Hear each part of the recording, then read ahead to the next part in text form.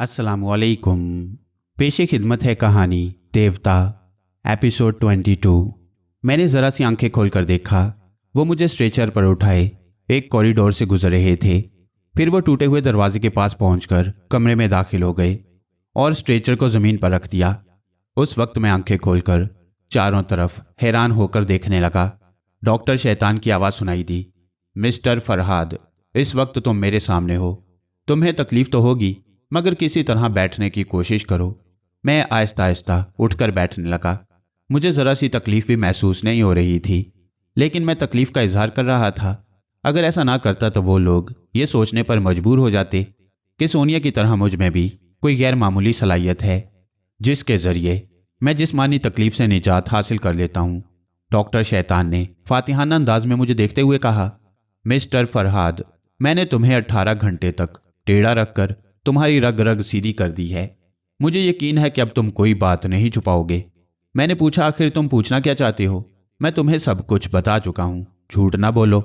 तुमने ये नहीं बताया था कि तुम्हारी औरत सूंघने की गैर मामूली सलाहियत रखती है। मेरा ख्याल है कि तुम्हारे अंदर भी कोई गैर मामूली सलाहियत है जिसे अब तक तुम मुझसे छुपा रहे हो। मेरे पास ऐसी कोई सलाहियत नहीं है। अगर होती तो मैं इस कैद से आज़ाद होने के लिए उस सलाहियत का मुजाहरा करता। फिर तुम में क्या खूबी है कि सोनिया जैसी औरत तुम्हें पसंद करती है? मैंने दोनों बाजू फैलाकर कहा, तुम खुद देख लो, मैं पहाड़ जैसा मर्द हूँ। सोनिया जैसी औरत मुझ जैसे मर्द की ही दीवानी बन सकती है। चूंकि मैं मर्द हूँ इसलिए मुझ में मर्दाना सलाहियतें हैं। तुम्हारे ये कद्दे आवर अंग्रेज मातहत मुझसे पंजा नहीं लड़ा सकेगा। उसका अंग्रेज मातहत मुझे घूर कर देखने लगा और अपनी मुट्ठियां यूं भींचने लगा जैसे पंजा लड़ाई के लिए बेताब हो। डॉक्टर शैतान ने हंसते हुए कहा, तुम मेरे इस मातहत को चैलेंज ना करो। हम इसे मिस्टर जगलर कहते हैं। तुमने बोल्ड मैन जैसे गैंडे को देखा है। वो गैंडा भी इस जगलर से टकराकर हार मान जाता है। तुम पंजे लड़ाओगे तो तुम्हारी उंगलियों का कचूमर निकल जाएगा।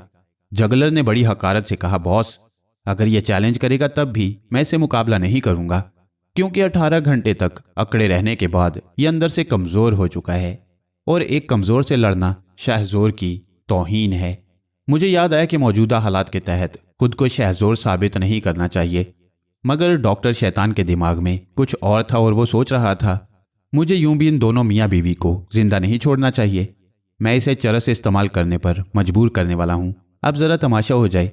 इसे पागल खाने से पहले क्यों ना जगलर के हाथों इसके पंजे तोड़वा दिए जाएं। अच्छा है, ये दोनों हाथों से बेकार हो जाएगा।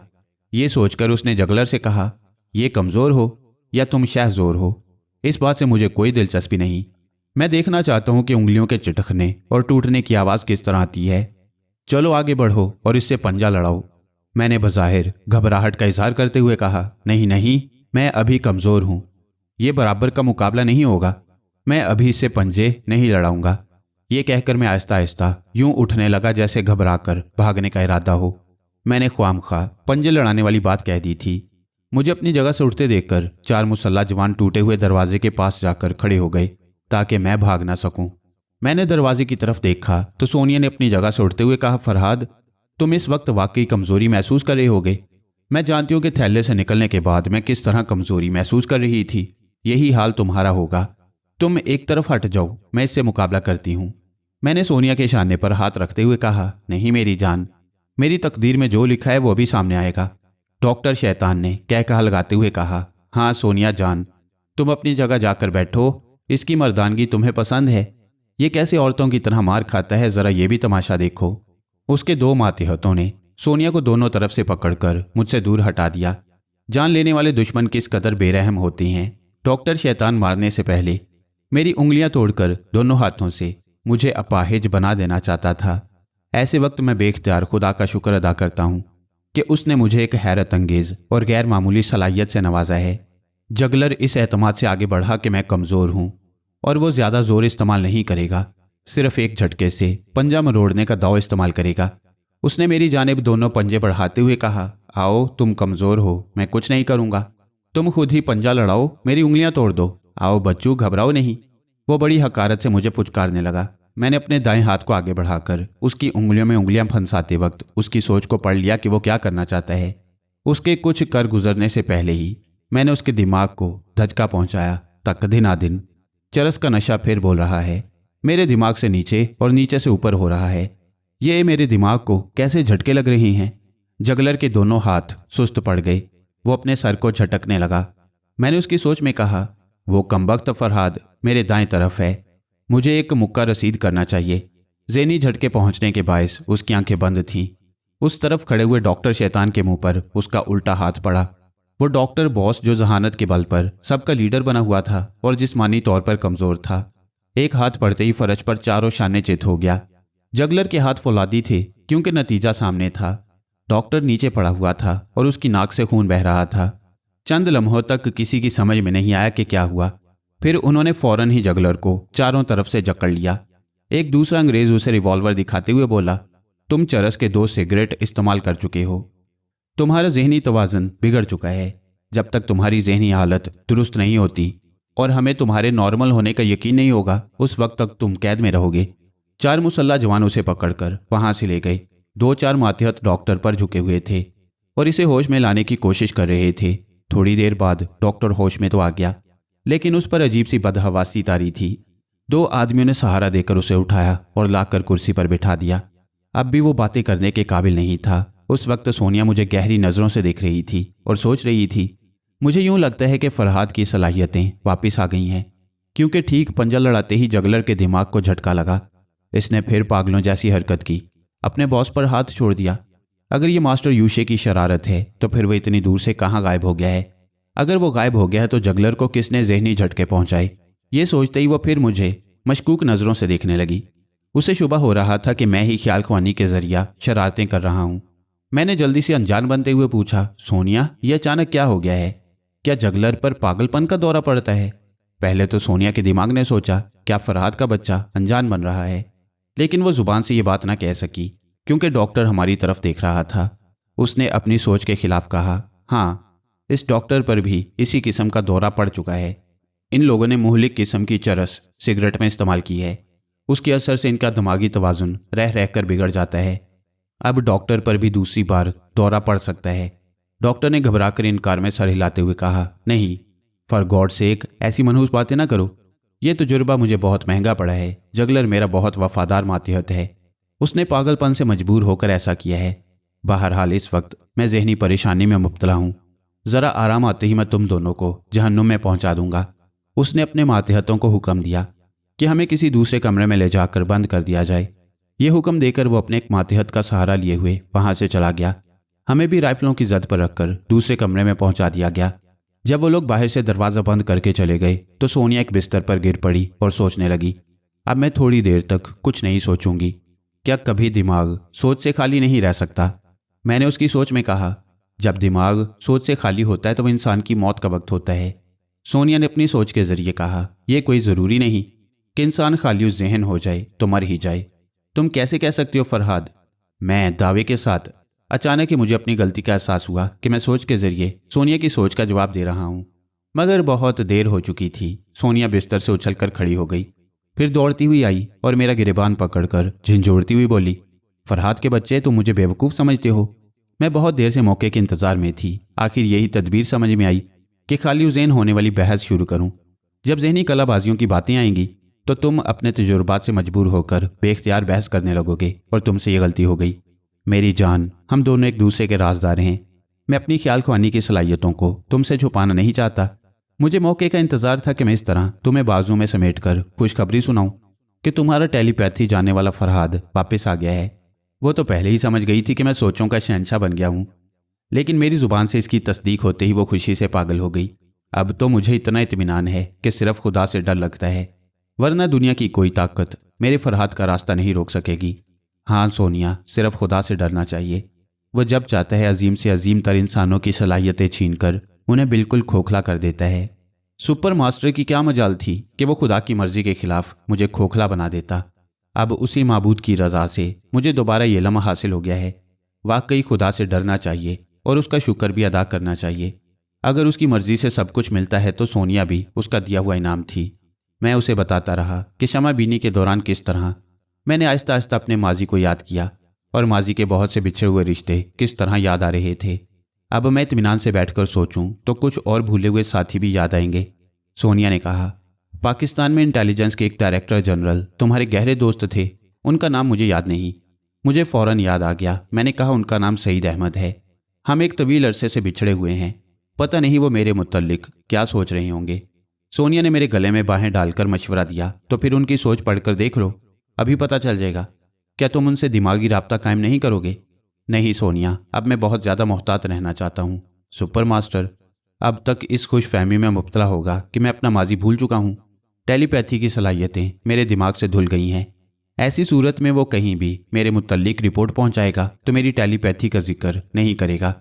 अपने गिरोह को दोबारा मुनज़्ज़म करने के बाद अपने तमाम मातिहतों को यही समझाएगा कि मैं अपने माजी को भूल चुका हूँ और अब मेरे पास कोई गैर मामूली सलाहियत नहीं। सोनिया ने तायीद करते हुए कहा, हाँ, उन्हें खुश फहमी में मुब्तला रहना चाहिए। ना जाने कब और कहाँ उससे टकराव हो जाए। तुम अपनी सलाहियतों को छुपा कर रखो तो बेहतर है। इसीलिए मैं अपने दोस्तों से भी दिमागी राब्ता कायम नहीं करना चाहता, इसलिए कि वो दुश्मन मेरे किसी न किसी दोस्त के जरिया फिर मेरी असलियत को समझ सकता है। वैसे ये कि मैं चुपचाप सईद साहब की खैरियत मालूम कर सकता हूँ। तुम ज़रा देर के लिए खामोश रहो, मैं उनके जहन में झांक कर देखता हूँ। ये कहकर मैंने आंखें बंद कर लीं और अपनी आंखों के पीछे इंटेलिजेंस के डायरेक्टर जनरल सईद अहमद के चेहरे को अच्छी तरह याद करने लगा। उनके लबो लहजे को पहचानने लगा। जब उनका लहजा अच्छी तरह याद आ गया तो मैं उसके ज़रिए उनकी सोच के लहजे तक पहुँच गया। थोड़ी देर बाद मुझे ये देखकर बड़ी खुशी हुई कि वो दुल्हा बने हुए बैठी हैं। उनके दिमाग के ज़रिए मैं काजी साहब की आवाज़ सुन रहा था।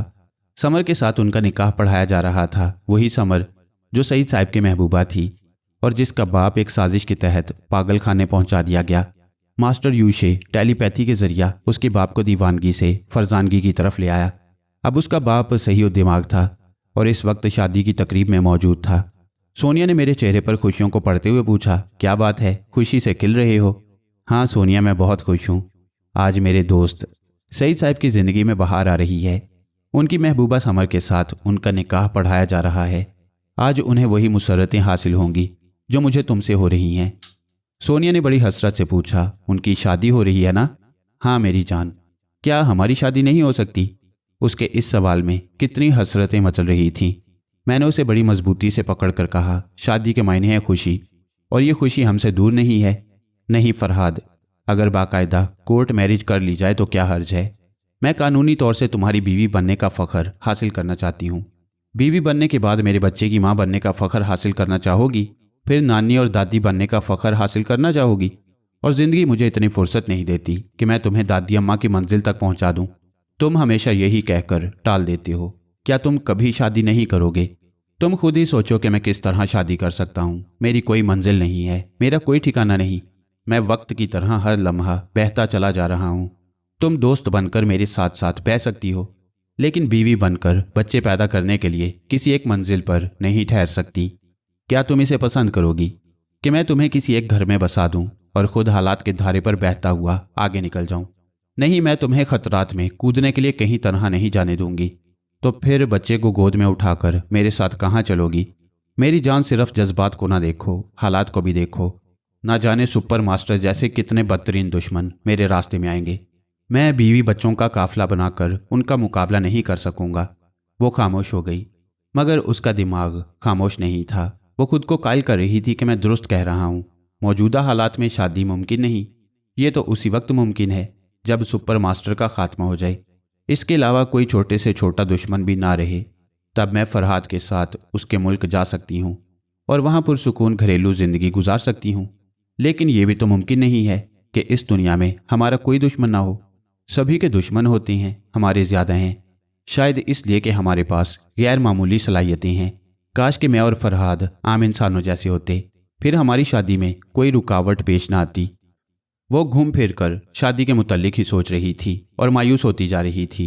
शादी के जिक्र पर अचानक ही मुझे फरियाल याद आ गई। उसका हसीन चेहरा निगाहों के सामने फिरने लगा। मेरी ज़िंदगी में वही एक ऐसी लड़की आई थी जिसके लिए मैं ज़रा जज्बाती बन गया। उसके करीब रहकर मैंने संजीदगी से शादी के मुतल्लिक सोचा, लेकिन वो वक्त भी गुजर चुका था। जज्बात के जागने और सोने का वक्त होता है। फरियाल के लिए कभी जो जज्बात उभरे थे वो अब सो गए थे। गुजरे हुए वक्त ने समझा दिया था कि मुझ जैसे गर्दिश में रहने वाले शख्स को कभी शादी के मुतल्लिक नहीं सोचना चाहिए। बहरहाल फरियाल से फिर भी जज्बाती ताल्लुक था। اس کے ساتھ میں بہت سے رنگین اور سنگین لمحات گزار چکا تھا۔ جب تک میں اسے بھولا ہوا تھا تو کوئی بات نہ تھی، لیکن اب اس کی خیریت دریافت کرنا میرا فرض تھا۔ میں آنکھیں بند کر کے اس کا تصور کرنے لگا۔ وہ کس طرح باتیں کرتی تھی اس کے لہجے کو یاد کرنے لگا۔ اس کے بعد میں نے اس کی سوچ کے لہجے تک پہنچنے کی کوشش کی، مگر وہ نہیں مل رہی تھی۔ میں حیرانی و پریشانی سے اسے تلاش کرنے لگا، سوچ کے اندھیروں میں بھٹکنے لگا۔ کہاں ہو فریال، کہاں ہو؟ تمہارا فرہاد تمہیں پکار رہا ہے۔ مگر وہ چپ تھی، موت کی سی خاموشی تھی۔ کوئی بھی انسان اپنی زندگی میں سوچ سے خالی نہیں ہوتا، مگر وہ خالی ہو گئی۔ میری سوچ جواب نہیں دے رہی تھی۔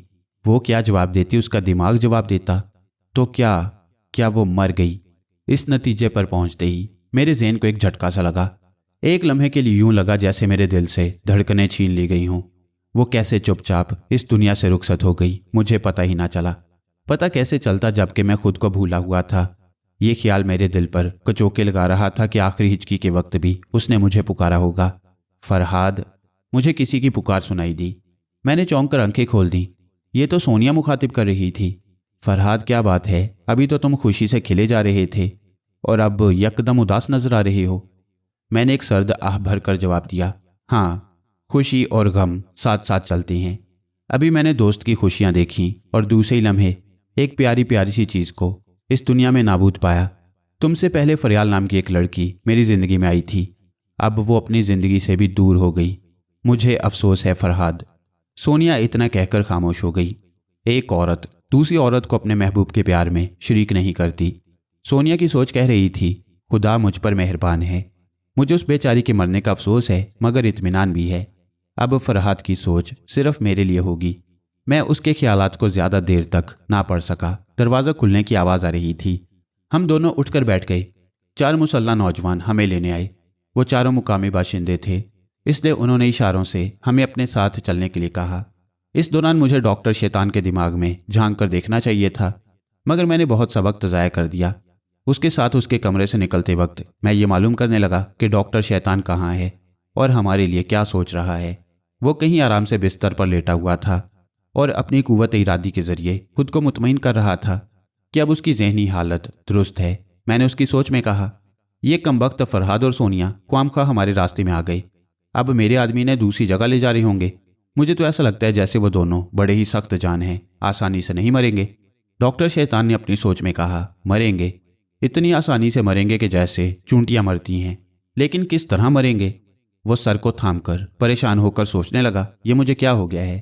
میں جانتا ہوں کہ وہ کیسے مریں گے، پھر جانتے ہوئے بھی سوچ رہا ہوں کہ وہ کیسے مریں گے۔ کیا میں ذہنی طور پر پھر بہک رہا ہوں؟ وہ اپنا سر سہلانے لگا۔ اس کی سوچ میرے قابو میں نہیں آ رہی تھی۔ ایک ہی بات بار بار سوچتے ہوئے ڈرتا تھا کہ کہیں یہ بھی پاگل پن نہ ہو۔ جس عمارت میں ہمیں قید کیا گیا تھا، ہم وہاں سے باہر آ گئے۔ ایک مقامی باشندہ ہمارے آگے چل رہا تھا، باقی 3 ہمارے پیچھے تھے۔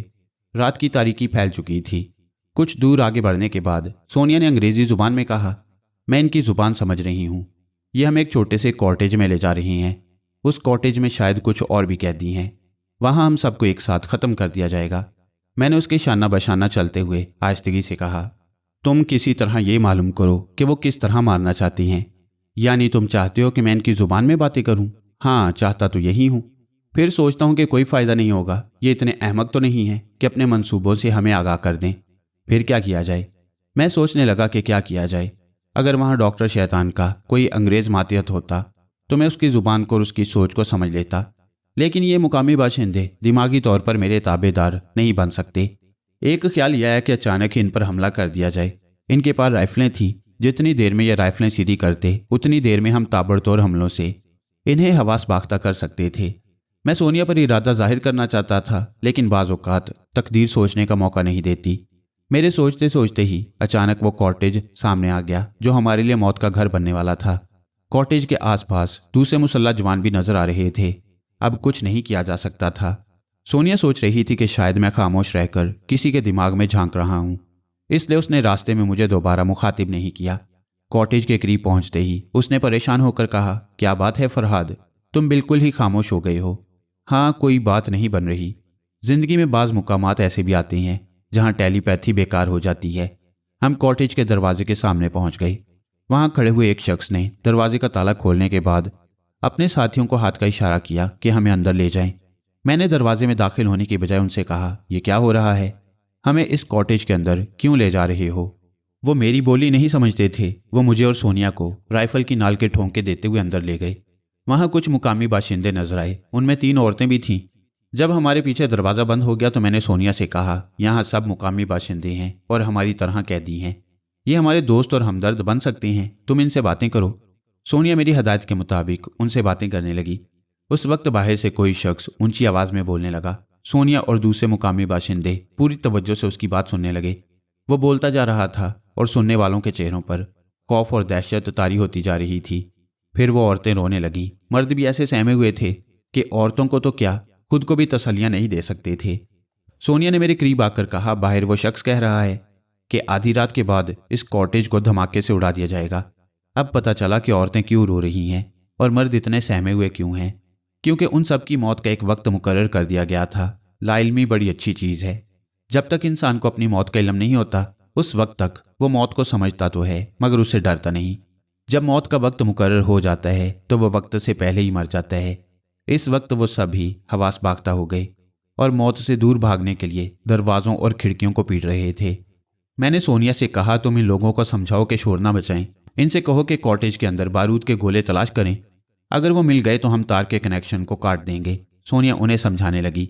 وہ سب اپنی جان بچانے کی فکر میں دروازہ توڑ کر نکل جانا چاہتے تھے جو ان سے نہیں ٹوٹ سکتا تھا، اس لیے وہ سونیا کی ہدایت کے مطابق کاٹیج کے ایک ایک گوشے میں بارود کے گولے تلاش کرنے لگے۔ یہ فضول سی کوشش تھی۔ وہ اتنے احمق نہیں تھے کہ فلیتے کی طرح جلنے والے تار کو ہم تک پہنچا دیتے۔ وہ کاٹیج 3 حصوں پر مشتمل تھا۔ تینوں کمروں کو اچھی طرح دیکھ لینے کے بعد وہ تھک ہار گئے۔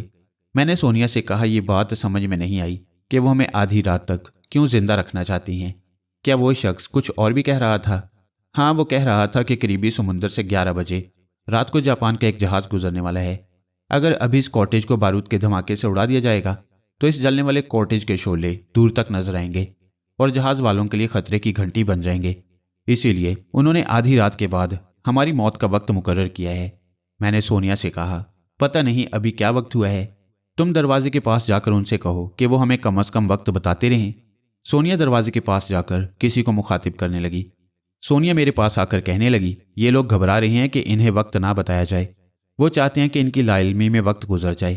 یہ اپنے طور پر درست کہہ رہے ہیں فرہاد، انہیں جیسے جیسے علم ہوتا جائے گا کہ وقت قریب آ رہا ہے، ان میں سے کتنے ہی دہشت سے مر جائیں گے۔ سونیا کی بات ختم ہوتے ہی باہر سے ٹن ٹن کی آوازیں آنے لگیں۔ وقت بتایا جا رہا تھا کہ 9 بج گئے ہیں، یعنی 2 گھنٹے بعد جاپان کا ایک جہاز گزرنے والا تھا اور اس کے 1 گھنٹے بعد ہم اس دنیا سے گزرنے والے تھے۔ فرہاد کچھ کرو، ہم سب مجبور ہیں، اپنی جسمانی قوت کا مظاہرہ نہیں کر سکتے۔ اگر دروازہ توڑنے میں کامیاب ہو گئے تب بھی باہر کھڑے ہوئے محافظوں سے نہیں بچ سکتے۔ میں نے اس کے شانے تھپ تھپاتے ہوئے کہا، فکر نہ کرو، مجھے یقین ہے کہ میں کچھ کر گزروں گا، لیکن یہ بات میری سمجھ میں نہیں آ رہی، فی الحال مجھے تنہائی کی ضرورت ہے۔ سونیا نے دوسرے قیدیوں کو سمجھایا کہ وہ سب 2 کمروں میں جا کر ایک کمرہ خالی چھوڑ دیں، ہم وہاں سکون سے بیٹھ کر ان کے لیے تدبیر کریں گے۔ سونیا کی خواہش کے مطابق ایک کمرہ خالی کر دیا گیا۔ آخر یہ ہوا کہ تمام مرد سمٹ کر ایک کمرے میں آ گئے۔ عورتیں اس کمرے میں چلی گئیں جہاں ایک ماں موت سے لڑتے لڑتے اپنے بچے کو زندگی دینا چاہتی تھی۔ میں تیسرے کمرے میں آ کر دروازے کو اندر سے بند کرنے کے بعد فرش پر پالتی مار کر بیٹھ گیا۔ میرا رخ شمال کی طرف تھا۔ جب میری صلاحیتیں مجھ سے بچھڑ گئی تھی تو اس وقت سمت کا تعین کرنے کے لیے مجھے قطب نما کی ضرورت پیش آتی تھی۔ رات کی تاریکی میں موٹر بوٹ ڈرائیو کرتے وقت میں قطب نما کا محتاج تھا۔ چونکہ شمال کی طرف سے چلنے والی مقناطیسی ہواؤں کا تعلق ٹیلی پیتھی سے ہوتا ہے، اس لیے مجھے آپ ہی آپ وہ مقناطیسی ہوائیں اپنی طرف متوجہ کر لیتی تھیں۔ میں نے شمال کی سمت بیٹھ کر اپنی آنکھیں بند کر لیں اور سوچنے لگا کہ کسی اپنا ٹارگٹ بنانا چاہیے۔ وہاں میں 3 انگریزوں کو جانتا تھا، ایک ڈاکٹر شیطان، دوسرا جگلر اور تیسرا وہ انگریز تھا جس نے جگلر کو اس شعبہ پر قید کیا کہ اس کا ذہنی توازن ٹھیک نہیں۔ میں اس تیسرے انگریز کے دماغ میں جھانکنے لگا۔ وہ کسی کاٹیج کے ایک کمرے میں صوفے پر بیٹھا ہوا شراب پی رہا تھا۔ اس کے پہلو میں ایک نوجوان لڑکی تھی۔ وہ اپنی زبان میں لڑکی سی محبت کا اظہار کر رہا تھا، لیکن لڑکی کی سمجھ میں کچھ نہیں آ رہا تھا۔ میں نے اس کی سوچ میں کہا، یہ لڑکی میرے لیے گونگی ہے، اس کی بولی میری سمجھ میں نہیں آتی، لہٰذا جب تک نشہ زیادہ نہیں ہوگا اس وقت تک مزہ نہیں آئے گا۔ اس کی اپنی سوچ نے کہا، ہاں واقعی نشے میں گونگے پن کا احساس مٹ جائے گا، مجھے ایک لمبا پیگ لینا چاہیے۔ یہ سوچتے ہی اس نے ایک بڑا پیگ بنایا، پھر اسے گٹا گٹ پینے لگا۔ मैं चाहता था कि वो बिल्कुल ही मदहोश हो जाए और ऐसे वक्त उसके दिमाग में सिर्फ मेरी ही सोच काम करे। मैं उसकी सोच में समझाता रहा, मैं नशे में नहीं हूँ, ये शराब मेरे लिए पानी है। मैं ऐसे कई बड़े बड़े पैग हलक में उतार कर हजम कर सकता हूँ। इस तरह उसके अंदर कुव्वत इरादी पैदा हो गई। 4 बड़े पैक के बाद जब मैंने उसके दिमाग को आज़ाद छोड़ दिया तो वो एकदम से बौखला गया। उसकी कुव्वत इरादी खत्म हो गई। उसका सर बुरी तरह चकराने लगा। वो लड़की उसे मदहोशी की हालत में देखकर जरा दूर खड़ी हो गई और घबरा रही थी। मैंने उसकी सोच में कहा, हद तेरी नशे की ऐसी तैसी, मैं नशे में नहीं हूं। अगर ये लड़की मेरे लिए गूंगी है तो इसकी भी ऐसी की तैसी। शिकार को भून कर खाते वक्त उसकी बोली नहीं सुनी जाती, बस उसे चखा जाता है। जब उसके करीब पहुंच गया तो मैंने उसकी सोच में कहा, ताज्जुब है, शराब मैंने पी है और नशा इस लड़की को हो रहा है। ये कमबख्त उल्टी खड़ी हुई है, यानी इसका सर नीचे है, टांगे ऊपर हैं। मुझे डांट कर इसे सीधा करना चाहिए। फिर मैं जैसे जैसे उसकी सोच में कहता गया उसी के मुताबिक वो अपनी जुबान से बोलता और अमल करता गया। उसने कहा, ए उल्लू की पट्टी, तुम समझते हो कि सर नीचे और टांगे ऊपर को कर लोगी तो मैं तुम तक नहीं पहुंच सकूंगा। ये देखो। ये कहकर वो फर्श पर झुक गया। झुकते वक्त अपना तवाज़न न संभाल सका, इसलिए लड़की के कदमों में गिर पड़ा। लेकिन नशे और टेलीपैथी का मिला जुला कमाल था कि लड़की उसे सर के बल खड़ी नजर आ रही थी। वो अपने होंठ आगे बढ़ाकर उसके कदमों का बोसा लेने लगा। अरे सर कहाँ चला गया? फिर सीधी हो गई। वो एक करीबी सोफे का सहारा लेकर उठने लगा। अब वो दिमागी तौर से पूरी तरह मेरे काबू में आ गया। मैंने उसकी सोच में कहा, यह लड़की इसी तरह उल्टी सीधी होती रहेगी। शराब पीने का मजा इसी में है कि बाहर खुली फिजा में चहलकदमी की जाए। मेरी हदायत के मुताबिक वो लड़खड़ाते कदमों से दरवाजे की तरफ जाने लगा। लड़की ने उसे आवाज़ देकर पूछा कि क्या वो जा सकती है, लेकिन मैंने उसकी आवाज़ को शराबी के जहन तक पहुंचने नहीं दिया। उसे कॉटेज से बाहर ले आया। उसने कहा, बहुत देर हो चुकी है, मुझे जगलर की खबर लेनी चाहिए। अब शायद उसका दिमाग दुरुस्त हो गया हो। वो डगमगाता हुआ उस कॉटेज की तरफ बढ़ने लगा जहां जगलर को कैद किया गया था। कॉटेज के दरवाजे पर मुसल्ला जवान पहरा दे रहे थे, जिन्होंने उसे देखते उसके लिए रास्ता छोड़ दिया। वो कॉटेज के अंदर पहुंचा तो जगलर सोने की तैयारी कर रहा था। वो मेरी सोच के मुताबिक कहने लगा, हेलो मिस्टर जगलर, अब तुम्हारी दिमागी हालत कैसी है? मैं बिल्कुल ठीक हूँ मिस्टर जेकब। इस वक्त मुझे पता चला कि जिसे मैं शराब के नशे में मदहोश करने के बाद दिमागी तौर पर अपना गुलाम बना चुका था, उसका नाम जेकब है। जगलर कह रहा था, उस वक्त से अब तक मुझ पर दौरा नहीं पड़ा। लेकिन मिस्टर जेकब, आज तुम बहुत नशे में नजर आ रहे हो। सीधी तरह खड़े भी नहीं हो सकते, इधर से उधर डगमगा रहे हो, मगर ताज्जुब है कि इतने नशे के बावजूद होशमंदों की तरह बातें कर रहे हो। वो अपना सीना ठोंक कर कहने लगा, मेरा नाम जेकब है और जेकब शराब को पानी की तरह पीता है और पानी की तरह निकाल देता है। मैं पूरे होशो हवास में हूं और अब चाहता हूं कि तुम्हें बॉस के पास पहुंचा दूं। वहां तुम दोनों बैठकर बातें करोगे ताकि हम सबको यकीन हो जाए कि तुम दोनों की जहनी हालत दुरुस्त हो गई है। ये कहकर वो कॉटेज से बाहर आया। जो कुछ मेरी सोच उसके दिमाग में कह रही थी वो उसी के मुताबिक अमल करता जा रहा था। उसने पहरेदारों को हुक्म दिया, मिस्टर जगलर को बॉस के कॉटेज में पहुंचा दो, मैं भी उसी तरफ जा रहा हूं। ये कहने के बाद वो डॉक्टर शैतान की तरफ जाने लगा। डॉक्टर अपने कमरे में बैठा हुआ दूध पी रहा था।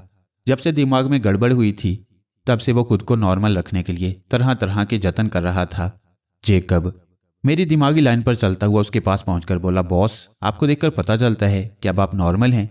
यूं भी आप जगलर के मुकाबले में पुख्ता कुव्वत इरादी के मालिक हैं। हमारे आदमी जगलर को यहाँ लेकर आ रहे हैं। मैं चाहता हूं कि आप कम से कम आध घंटे तक उससे बातें करें। आध घंटे की गुफ्तगू में आप उसे आजमा लेंगे। डॉक्टर शैतान ने तायद में सर हिलाकर कहा, ठीक है, उसे आने दो, मगर आज तुमने बहुत ज्यादा पी ली है। यस बॉस, ज्यादा पी है, मगर आप देख रही हैं कि मैं होशो हवास में हूं। आप फिक्र ना करें। अब मैं कैदियों की खबर लेने जा रहा हूं। मुझे अपना फर्ज अच्छी तरह याद है। आधी रात के बाद उनके चीथड़े उड़ा दिए जाएंगे।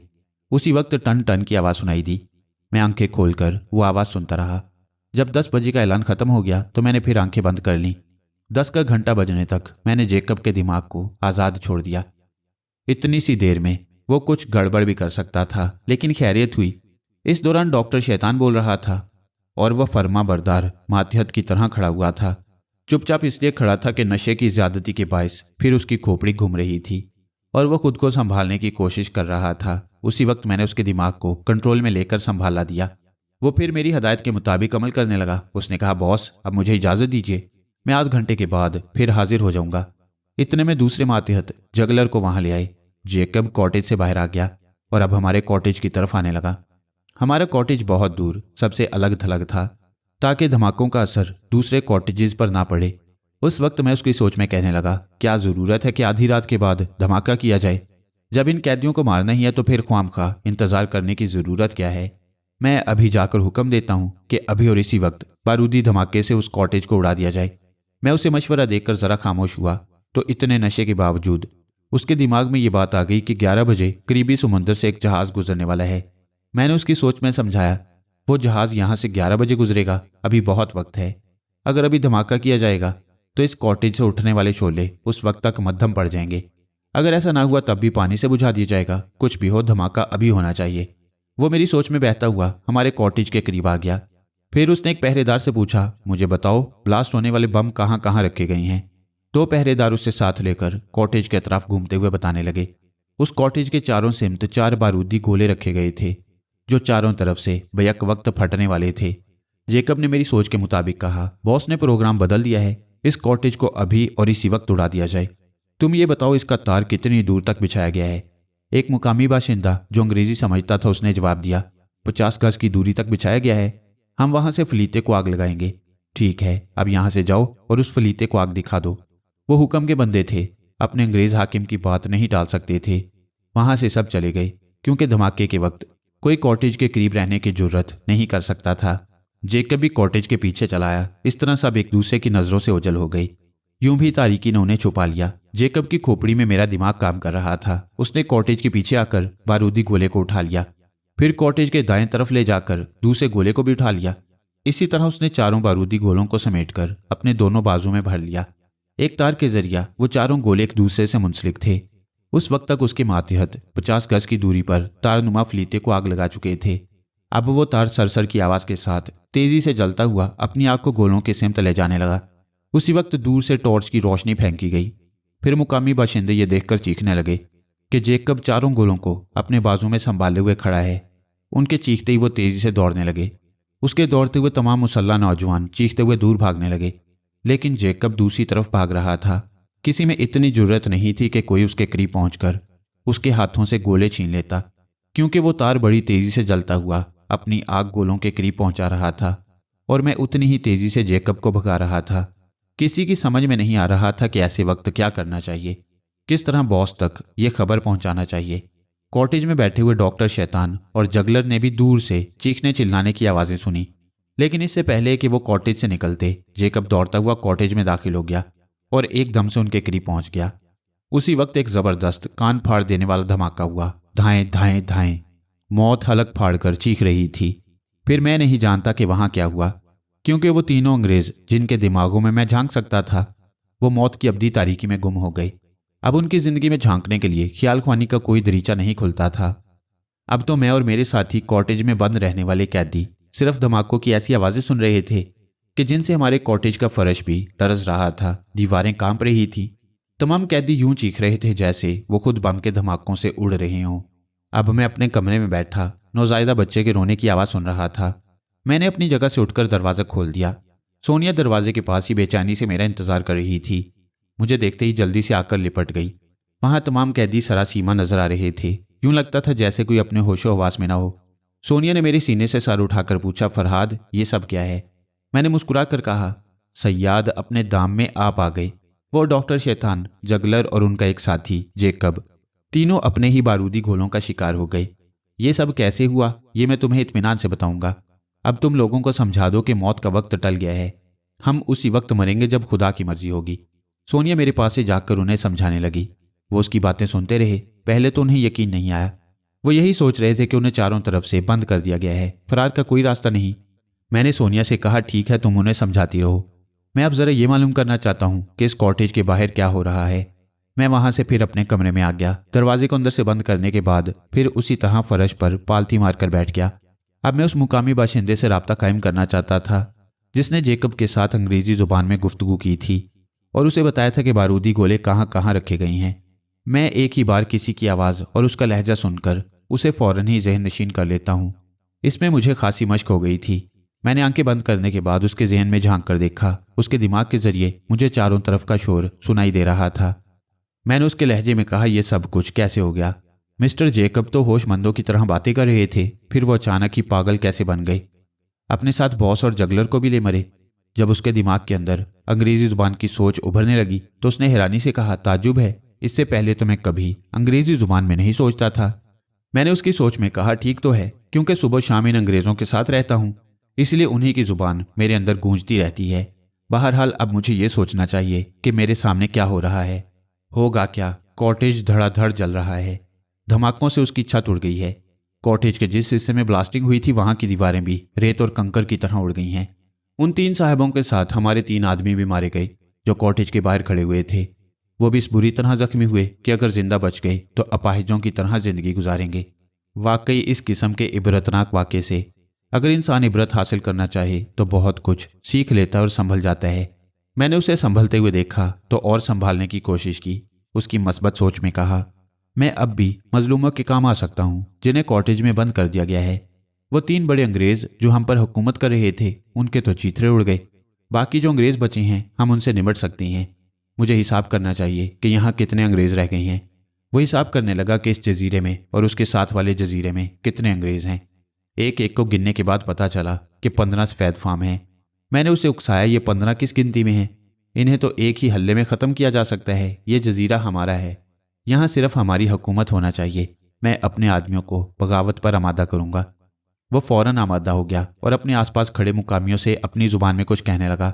मैं उसकी ज़ुबान तो नहीं समझ सकता था, लेकिन उसके बदले हुए तेवर समझ रहा था। मैंने कुछ देर के लिए उससे दिमागी राब्ता ख़त्म कर दिया, फिर अपनी जगह से उठकर दूसरे कमरे में गया। दूसरे कमरे में अब तमाम कैदी किसी हद तक ठीक नजर आ रहे थे। एक दूसरे से आहिस्ता आहिस्ता बातें कर रहे थे। फिर मैंने सोनिया से पूछा, क्या तुमने मालूम किया है कि ये मुकामी बाशिंदे कैदी क्यों बनाए गए थे? हाँ, डॉक्टर शैतान इन लोगों को बागी समझता था। ये लोग बड़ी देर से तहरीक चला रहे थे कि स्मगलरों को इस जजीरे से भगा दें, लेकिन यहाँ के बहुत से मुकामी बाशिंदे उन स्मगलरों के कारकुन हैं। उन्होंने इस खुफिया तहरीक की इत्तला डॉक्टर शैतान को पहुंचा दी, जिसके नतीजे में ये गिरफ्तार हो गए।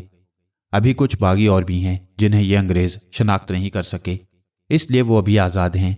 अगर उन्हें मौका मिल गया तो वो इन अंग्रेज़ों को चुन चुन कर कत्ल कर देंगे। सोनिया से बातें करने के दौरान कॉटेज के करीब हमें कदमों की आवाज़ सुनाई दी। फिर कोई दरवाजे के करीब आकर मुकामी ज़ुबान में कुछ कहने लगा। तमाम कैदी उसकी बातें तवज्जो से सुनने लगे। थोड़ी देर बाद जवाबन कुछ कहने लगे। सोनिया ने मुझे बताया कि बाहर से बातें करने वाला इन कैदियों का साथी है। वो कह रहा है कि वो दरवाजे का ताला खोलने वाला है, लिहाजा हम उसे अपना दुश्मन ना समझें और दरवाज़ा खुलते ही उस पर हमला ना करें। बाहर जो हमारी मदद के लिए आए हैं उनके पास इतने हथियार नहीं हैं कि तमाम लोगों में तकसीम किए जा सके, लिहाजा बाहर निकलते ही सब अपनी अपनी हिफाजत आप करें। इतने में दरवाज़ा खुल गया। आज़ादी की ख्वाहिश में सभी एक दूसरे को धकेलते हुए बाहर निकलने लगे। मैं और सोनिया एक गोशे में हो गए। उस वक्त हमें उस औरत की आवाज़ सुनाई दी जो माँ बन चुकी थी। मैं इस नन्ही सी जान को लेकर कहाँ जाऊंगी? खुदा के लिए मदद करो, मुझे मेरे घर तक पहुंचा दो। सोनिया उसकी जुबान समझ रही थी। उसने मुझे बताया कि वो क्या कह रही है। इस औरत के लिए क्या किया जा सकता है फरहाद? ये इतने से नौज़ायदा बच्चे को लेकर कहाँ जाएगी? हाँ, यहाँ सभी को अपनी अपनी फिक्र है, लेकिन हम इसे बेयारो मददगार छोड़कर नहीं जाएंगे। तुम इसे जाकर तसल्ली दो, मैं बाहर जाकर अपनी हिफाजत का कुछ इंतजाम करता हूँ। सोनिया उस औरत के पास चली गई। इतनी देर में कॉटेज खाली हो गया, सभी बाहर चले गए। मैं भी बाहर आकर दूसरे लोगों को देखने लगा। कैद से रिहा होने के बाद बहुत से लोग इधर उधर भाग गए थे। अंधेरे में चंद अफराद नजर आ रहे थे। मैं ख्याल ख्वानी के जरिया जिस मुकामी बाशिंदे के दिमाग तक पहुंच गया था उसे शक्ल सूरत से नहीं पहचानता था। मैंने दोबारा उसके ज़हन में झांक कर देखा तो पता चला कि वो भी कॉटेज के करीब मौजूद है। तब मैंने उसकी सोच में कहा, ये जो फरहाद और सोनिया नाम के 2 अजनबी पकड़े गए हैं, उन्हें हमारा बॉस खतरनाक कहता था। मुझे फरहाद से तारुफ हासिल करना चाहिए, वो हमारे काम आ सकता है। वो यहीं कहीं होगा। कहाँ है वो? उसकी सोच ने बताया कि वो अंधेरे में आंखें फाड़ फाड़ कर इधर उधर देख रहा है, यानी मुझे तलाश कर रहा है। फिर वो कॉटेज के दरवाजे की तरफ देखकर मेरी तरफ आने लगा। मैं अनजान बनकर दूसरी तरफ देखने लगा। उसने मेरे करीब आकर कहा, हेलो मिस्टर फरहाद, मेरा नाम जोजो है। मैं समझता हूँ कि आपके यहाँ आने से इन स्मगलरों पर तबाही आई है। मैंने मुस्कुराकर अनजान बनते हुए कहा, यह तुम्हारा अपना ख्याल है, वरना तुम अच्छी तरह जानते हो कि मैं कॉटेज में कैद होकर रह गया था। मैं नहीं जानता कि मौत की बाजी किस तरह पलट गई। वैसे अगर तुम दोस्त बनकर आए हो तो अपनी स्टेन गन मुझे दे दो। उसने अपनी स्टेन गन को कांधे से उतारकर मेरी तरफ बढ़ाते हुए कहा, अगर इससे हमारी दोस्ती मुस्तहकम होती है तो इसे रख लो, लेकिन यहाँ हथियार के जखीरों पर अभी उन अंग्रेजों का कब्जा है। अगर उन्हें यह मालूम होता कि अब मैं भी बागियों का साथ दे रहा हूँ तो वो ये स्टेन गन कभी की मुझसे छीन लेते। मैंने कहा, तुम फिक्र न करो, अभी अपने हमख्याल लोगों को जमा करो। मुझे सिर्फ इतना बता दो कि तमाम हथियार कहाँ रखे गए हैं। उसने दूर अंधेरे में देखते हुए जवाब दिया, जिस इमारत में तुम दोनों को छत से लटकाया गया था वहीं एक कमरे में असले का जखीरा है। हो सकता है कि हमारे कुछ लोगों के पास राइफलें हों, लेकिन वो स्टेन गनों के सामने नहीं ठहर सकेंगे। फिर भी मैं उन्हें एक जगह जमा करने की कोशिश करता हूँ। ये कहकर वो चला गया। मैंने कॉटेज के अंदर जाकर सोनिया को आवाज दी। सोनिया उस नौजायदा बच्चे को गोद में लेकर आ गई। फिर उसे दिखाते हुए कहा, देखो कितना प्यारा बच्चा है। इसे गोद में लेकर मुझे कुछ अजीब सा लग रहा है। मैं समझ गया कि सोनिया के दिल में क्या है। फिर उसके अंदर की औरत और ममता जाग गई। मैंने कहा, बच्चे सभी प्यारे होते हैं और ये औरत की गोद में फूल की तरह खिलते हैं, लेकिन इस वक्त तुम्हारे हाथों में बच्चे की नहीं स्टेन गन की जरूरत है। ये कहकर मैंने स्टेन गन उसकी तरफ बढ़ा दी। उसने एक हाथ से बच्चे को और दूसरे हाथ से स्टेन गन को संभालते हुए पूछा, क्या इरादा है तुम्हारा? हम उस कॉटेज में जाएंगे या यहीं रहेंगे? इस औरत और बच्चे की हिफाजत हम पर लाजिम है और बाहर निकलकर हमें मौजूदा हालात से निपटना भी है। इसलिए तुम इस औरत के पास रहो, मैं बाहर जा रहा हूँ। क्या तुम निहत्ते जाओगे? मैं दरवाजे की तरफ बढ़ गया, फिर वहां से पलट कर बोला, खुदा का शुक्र है कि उसने ख्याल ख्वानी का सबसे बड़ा हथियार मुझे दिया है। ताज्जुब है कि तुम मुझे निहत्ता समझ रही हो।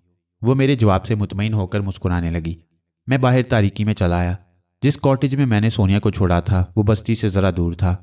मैं बस्ती की तरफ अंदाजे के मुताबिक उस इमारत की सिमत जाने लगा जहां हमें छत से लटकाया गया था, लेकिन मैं अंधेरे में भटकता हुआ कहीं से कहीं पहुंच गया। वहां किसी सिमत से फायरिंग की आवाजें सुनाई दे रही थीं। आसपास के तमाम मकानों की बत्तियां बुझ गई थीं। कुछ समझ में नहीं आ रहा था कि फायरिंग कौन कर रहा है। वो अंधी गोलियां मेरी तरफ भी आ सकती थीं। मैं एक मकान के साए में छुपकर बड़ी संजीदगी से सोचने लगा कि ऐसे हंगामे के दौरान इस जजीरे से निकल जाने की कोशिश करना चाहिए। मैं उस मकान के साए से निकलकर दूसरे मकान की तरफ बढ़ने लगा। मैं ये मालूम करना चाहता था कि फायरिंग कहाँ से हो रही है और वो इमारत कहाँ है जिसमें गोला बारूद है। मेरा ख्याल है कि सोनिया की सूंघने के हिस्स का सहारा लेता तब भी उस जखीरे तक ना पहुंच पाता, क्योंकि अब चारों तरफ बारूद की बू फैली हुई थी। इतने में फिर फायरिंग की आवाज़ सुनाई दी। अंधेरे में भागते हुए कदमों की आवाज़ आ रही थी। मैं फौरन ही दीवार की आड़ में हो गया। वो भागने वाला मेरे करीब से गुजर रहा था कि अचानक गिर पड़ा। मैंने एक छलांग लगाकर उसे दबोच लिया। वो मुकामी जुबान में बुड़बुड़ाने लगा। मैंने उसकी आवाज़ से उसे पहचाना। हेलो जोजो, मैं फरहाद हूँ। तुम इस तरह कहाँ भागे जा रहे हो? वो हाँपते हुए उठकर बैठ गया। हम बुरी तरह फंस गए हैं। ये अंग्रेज बड़े चालाक हैं। अपने दिमाग से और कुछ अपनी ताकत से बगावत को कुचल रहे हैं। यहाँ के बाशिंदे जिन्हें हमारा साथ देना चाहिए था उनका साथ दे रहे हैं। मैं भागता हुआ साहिल की तरफ गया, मगर वहां भी उनका पल्ला भारी है। जितनी मोटर बोट है उन सब पर इनका कब्जा है। अब तुम ही सोचो कि हम किस तरह फंस गई हैं। इस जजीरे से बाहर निकलने का कोई रास्ता नहीं। जोजो की बातें सुनकर मेरी ये खुशफहमी खत्म हो गई कि हम दुश्मनों पर गालिब आ सकती हैं। डॉक्टर शैतान, जगलर और जेकब की मौत के बाद मुझे यकीन हो गया था कि हमने रास्ते की दीवारों को गिरा दिया है। सुबह से पहले इस जजीरे पर मुकामी लोगों की हुकूमत कायम हो जाएगी, मगर ऐसा होता नजर नहीं आ रहा था। जोजो ने पूछा, मिस्टर फरहाद, स्टेन गन कहाँ है? मैंने सोनिया को दे दी है। वो एक माँ और उसके नौजायदा बच्चे की हिफाजत कर रही है। जोजो ने जमीन से उठते हुए कहा, यह क्या हमाकत है? यहाँ हर कदम पर हमारी जान का खतरा है। तुम सोनिया को स्टेन गन देकर चले आए। मैं समझता था कि तुम हमारे काम आओगे, मगर तुम तो काम आने वाली चीज को भी हाथ से गंवा बैठे। मैंने उसके शाने को थपकते हुए कहा, भाई गुस्सा क्यों दिखा रहे हो? तुम एक स्टेन गन से कितना मुकाबला कर सकते थे और इस छोटे से जजीरे में कहाँ महाज बनाकर बैठते। उसने बदस्तूर गुस्से से जवाब दिया, ऐसे वक्त एक छोटा सा चाकू भी मिल जाए तो बहुत बड़ा सहारा है, और स्टेन गन तो ऐसी चीज है कि मैं घंटों अपनी हिफाजत और मुकाबला कर सकता हूँ। मैंने उसका बाजू पकड़कर आगे बढ़ते हुए कहा, अच्छा तो फिर उसी कॉटेज की तरफ चलो, मैं सोनिया से स्टेन गन लेकर दे दूंगा। उसने मेरी गिरफ्त से अपने बाजू को छुड़ाते हुए कहा, क्या तुम मुझे अहमक समझते हो कि मैं तुम्हारी बात का यकीन कर लूं? उसी स्टेन गन से तुम मुझे हलाक कर सकते हो। मैंने कॉटेज की तरफ जाते हुए कहा, अगर तुम्हें मेरी बातों का यकीन है तो आ जाओ, वरना जहन्नुम में जाओ। मैं उसे छोड़कर आगे बढ़ गया, लेकिन जो मुझे गुस्सा दिखाता है उसकी तरफ से मैं गाफिल नहीं होता। उसे पीछे छोड़कर आगे बढ़ते ही मैंने उसके दिमाग में झांक कर देखा। वो मुझे गालियां दे रहा था। फिर मैंने दिमाग की स्क्रीन से उसे एक छोटा सा चाकू निकालते हुए देखा। चाकू निकालते उसने लंबे लंबे डग भरे, फिर मुझ पर छलांग लगा दी। चाकू की नोक मेरी पीठ की जानिब थी। मैं फौरन ही एक तरफ हट गया। वो औंधे मुंह गिरा और चाकू का फल मिट्टी में पेवस्त हो गया। फिर मैंने पलटकर उसे एक ठोकर मारी। मेरे जूते की नोक उसकी नाक पर इस तरह पड़ी कि वो एकदम से तड़पने लगा। चाकू उसके हाथ से छूट गया। मैंने झुककर चाकू को उठा लिया। इतनी देर में वो ठंडा पड़ गया था। मैंने उसे छूकर देखा तो वो जिंदा था, सिर्फ बेहोश हो गया। पहले मैंने सोचा कि इसे खत्म कर दूं, वो ख्वामखा मेरी जान का दुश्मन बन गया था। फिर मैंने उसे उसके हाल पर छोड़ दिया कि होश में आने के बाद फिर अपनी जान बचाता फिरे। अब मुझे उसकी तरफ से खतरा नहीं था क्योंकि वो निहत्था था। उसके पास जो एक चाकू था वो भी मैं ले जा रहा था। थोड़ी दूर जाकर मैं पलट गया। जोजो के पास वापस आकर मैंने उसके हाथ के पास उस चाकू को जमीन में गाड़ दिया। खुदा ने मुझे खुद हिफाजत की सलाहियतें अता की थीं, इसलिए मैं किसी दूसरे से उसकी हिफाजत का सहारा नहीं छीनना चाहता था। चाकू उसके पास छोड़कर मैं सोनिया की तरफ जाने लगा क्योंकि जोजो की जुबानी सिचुएशन मालूम हो चुकी थी कि जजीरे से बाहर निकलने के रास्ते मसदूद हो चुके हैं। कुछ दूर आगे बढ़ने के बाद मुझे टॉर्च की रोशनी दिखाई दी। मैं एक दरख्त की आड़ में हो गया। पहले तो अंधेरे में यही नजर आया कि कोई एक शख्स टॉर्च की रोशनी इधर से उधर फेंक रहा है। रोशनी आगे बढ़ती जा रही थी, यानी वो भी आगे बढ़ता जा रहा है। लेकिन जब वो रोशनी करीब आने लगी तो पता चला कि वो तादाद में 4 हैं। 2 अंग्रेज थे और 2 मुकामी बाशिंदे। वो दोनों साहब बहादुर आपस में बातें करते हुए जा रहे थे। करीब से गुजरते वक्त मैंने उनकी आवाज़ साफ तौर से सुनी। ऐसे वक्त उन्होंने उस दरख्त की तरफ भी रोशनी फेंकी। उन्हें वो दरख्त तो नजर आया लेकिन उसके पीछे वो मुझे ना देख सके। उनमें से एक कहता जा रहा था, हम फजूल उस कॉटेज की तरफ जा रही हैं। तमाम कैदी वहां से निकल भागी हैं। तुम क्या समझते हो कि फरहाद और सोनिया वहां हमारे इंतजार में बैठे होंगे? इतनी सी बात कहते कहते वो मुझसे दूर निकल गए। अब उनकी मिनमिनाती हुई आवाज़ साफ तौर से सुनाई दे रही थी, मगर बात समझ में नहीं आ रही थी। लेकिन मैंने जिस अंग्रेज की आवाज़ और उसका लहजा सुन लिया था वो मेरे लिए लाइन ऑफ एक्शन बन गया। मैंने फौरन उसके जहन में झांक कर दूसरे की जवाबी गुफ्तगू सुनने लगा। वो कह रहा था, अब तो कॉटेज के करीब पहुंच गई हैं, वहां जाकर देख लेने में हर्ज क्या है। एक मुकामी बाशिंदे ने बताया कि एक औरत ने उस कॉटेज में एक बच्चे को जन्म दिया है। सोनिया उस औरत के पास उसी कॉटेज में रह गई है। हो सकता है कि फरहाद भी कहीं आसपास हो। उनकी बातों से पता चला कि मैं कॉटेज की तरफ जाने के बजाय दूसरी तरफ भटकता जा रहा था। रास्ता वही था जिधर वो जा रहे थे। मैंने फौरन ही सोनिया के जहन पर दस्तक देते हुए कहा, हेलो सोनिया, मैं फरहाद बोल रहा हूँ। हाँ, मैं सुन रही हूँ। तुम कहाँ हो फरहाद? दिमागी रिश्ते से बहुत करीब हूँ। एक ज़रूरी इतला है, दुश्मन तुम्हारे कॉटेज के करीब आ रहा है। उनमें 2 अंग्रेज हैं जिनके पास स्टेन गन है और 2 मुकामी बाशिंदों के पास राइफलें हैं। तुम क्या कर रही हो? मैं बच्चे को गोद में खिला रही हूँ। क्या मुसीबत है? ये बच्चा खिलाने का वक्त है। चलो स्टेन गन उठाओ। बच्चे को मुसीबत कहोगे तो मैं तुम्हारी बात नहीं मानूंगी। क्या बच्चे के साथ मरने का इरादा है? ऐसी मनहूस बातें जुबान से ना निकालो। ये मेरा बच्चा है। जिस बच्चे का बाप हैरत अंगेज सलाहियतों का मालिक हो उसे वक्त से पहले कोई नहीं मार सकता। क्या मतलब? मैंने हैरानी से पूछा। मतलब ये कि मैं जिस बच्चे की माँ हूं तुम उसके बाप हो। तुम एक बार कह दो कि मेरे बच्चे के बाप हो और फिर देखो कि मैं किस तरह दुश्मनों को भून कर रख देती हूँ। वो तो मैं जानता हूँ। चलो अब बकवास न करो और कॉटेज में फौरन अंधेरा कर दो। वो लोग करीब पहुंचने ही वाले हैं। यह हदायत देकर मैं भी आहिस्ता आहिस्ता कॉटेज की तरफ बढ़ने लगा। मैं उस अंग्रेज के जहन को पढ़ता जा रहा था। जिधर से वो गुजरता मैं उस रास्ते पर पहुंच जाता। थोड़ी देर बाद उसकी सोच से पता चला कि अब उन्हें कॉटेज नजर आ रहा है। मैं भी आहिस्ता आहिस्ता कॉटेज की तरफ बढ़ने लगा और सोनिया को उनकी प्लानिंग से आगाह करता रहा। सोनिया बच्चे को उसकी माँ के हवाले करने के बाद कॉटेज में अंधेरा कर चुकी थी और अब खिड़की के पास आकर स्टेन गन संभाले बाहर तारीकी में देखने की नाकाम कोशिश कर रही थी। उसी वक्त एक अंग्रेज ने ललकार कर कहा, जो लोग कॉटेज में हैं वो बाहर आ जाएं। सोनिया जवाब में खामोश रही। थोड़ी देर इंतजार करने के बाद उसी अंग्रेज ने दरवाजे की तरफ टॉर्च की रोशनी डाली। फिर वो रोशनी रेंगती हुई खिड़की की तरफ जाने लगी। उसी वक्त सोनिया ने स्टेन गन का एक ब्रेस्ट मारा। उस अंग्रेज के हलक से चीख निकली। फिर वो जमीन पर गिरकर तड़पने लगा। टॉर्च उसके हाथ से छूटकर जमीन पर लुढ़कती जा रही थी। उसकी रोशनी भी इधर से उधर होती जा रही थी। एक मुकामी बाशिंदा कॉटेज के दूसरी तरफ दौड़ता जा रहा था। लुढ़कती हुई टॉर्च की रोशनी ने उसे अपनी जद में ले लिया। दूसरे ही लम्हे वो सोनिया की स्टेन गन की जद में आकर जमीन पर गिर पड़ा। उसी वक्त मैंने सोनिया को खतरे से आगाह किया, सोनिया खबरदार, वो दूसरा अंग्रेज खिड़की की तरफ फायरिंग करने आ रहा है। मेरी तरफ से इतला मिलते ही सोनिया खिड़की से हटकर दीवार से लग गई। उसी वक्त खिड़की पर फायरिंग होने लगी। फायरिंग के दौरान नुस्वानी चीख सुनाई दी। मैंने घबराकर सोनिया से पूछा, मेरी जान क्या बात है, खैरियत से तो हो? सोनिया की सोच ने बताया, वो औरत अपने बच्चे की हिफाजत के लिए अंदरूनी कमरे की तरफ भाग रही थी। फायरिंग की जद में आ गई है। ये कहकर सोनिया फर्श पर घुटनों के बल चलती हुई उस औरत के पास पहुंच गई। मैं उसकी सोच के जरिए समझ रहा था वो अंधेरे में बच्चे और औरत को टटोल कर देख रही थी। दोनों माँ बेटे खून में लथपथ साकित हो गए थे। सोनिया का दिल डूब रहा था। उसने जल्दी से स्टेन गन को रखकर बच्चे को उठा लिया और उसे सीने से लगाकर भींचने लगी। उसी वक्त बच्चे ने अपनी जिंदगी की गवाही दी और वो रोने लगा। सोनिया फरते मुसर्रत से उसे चूमने लगी।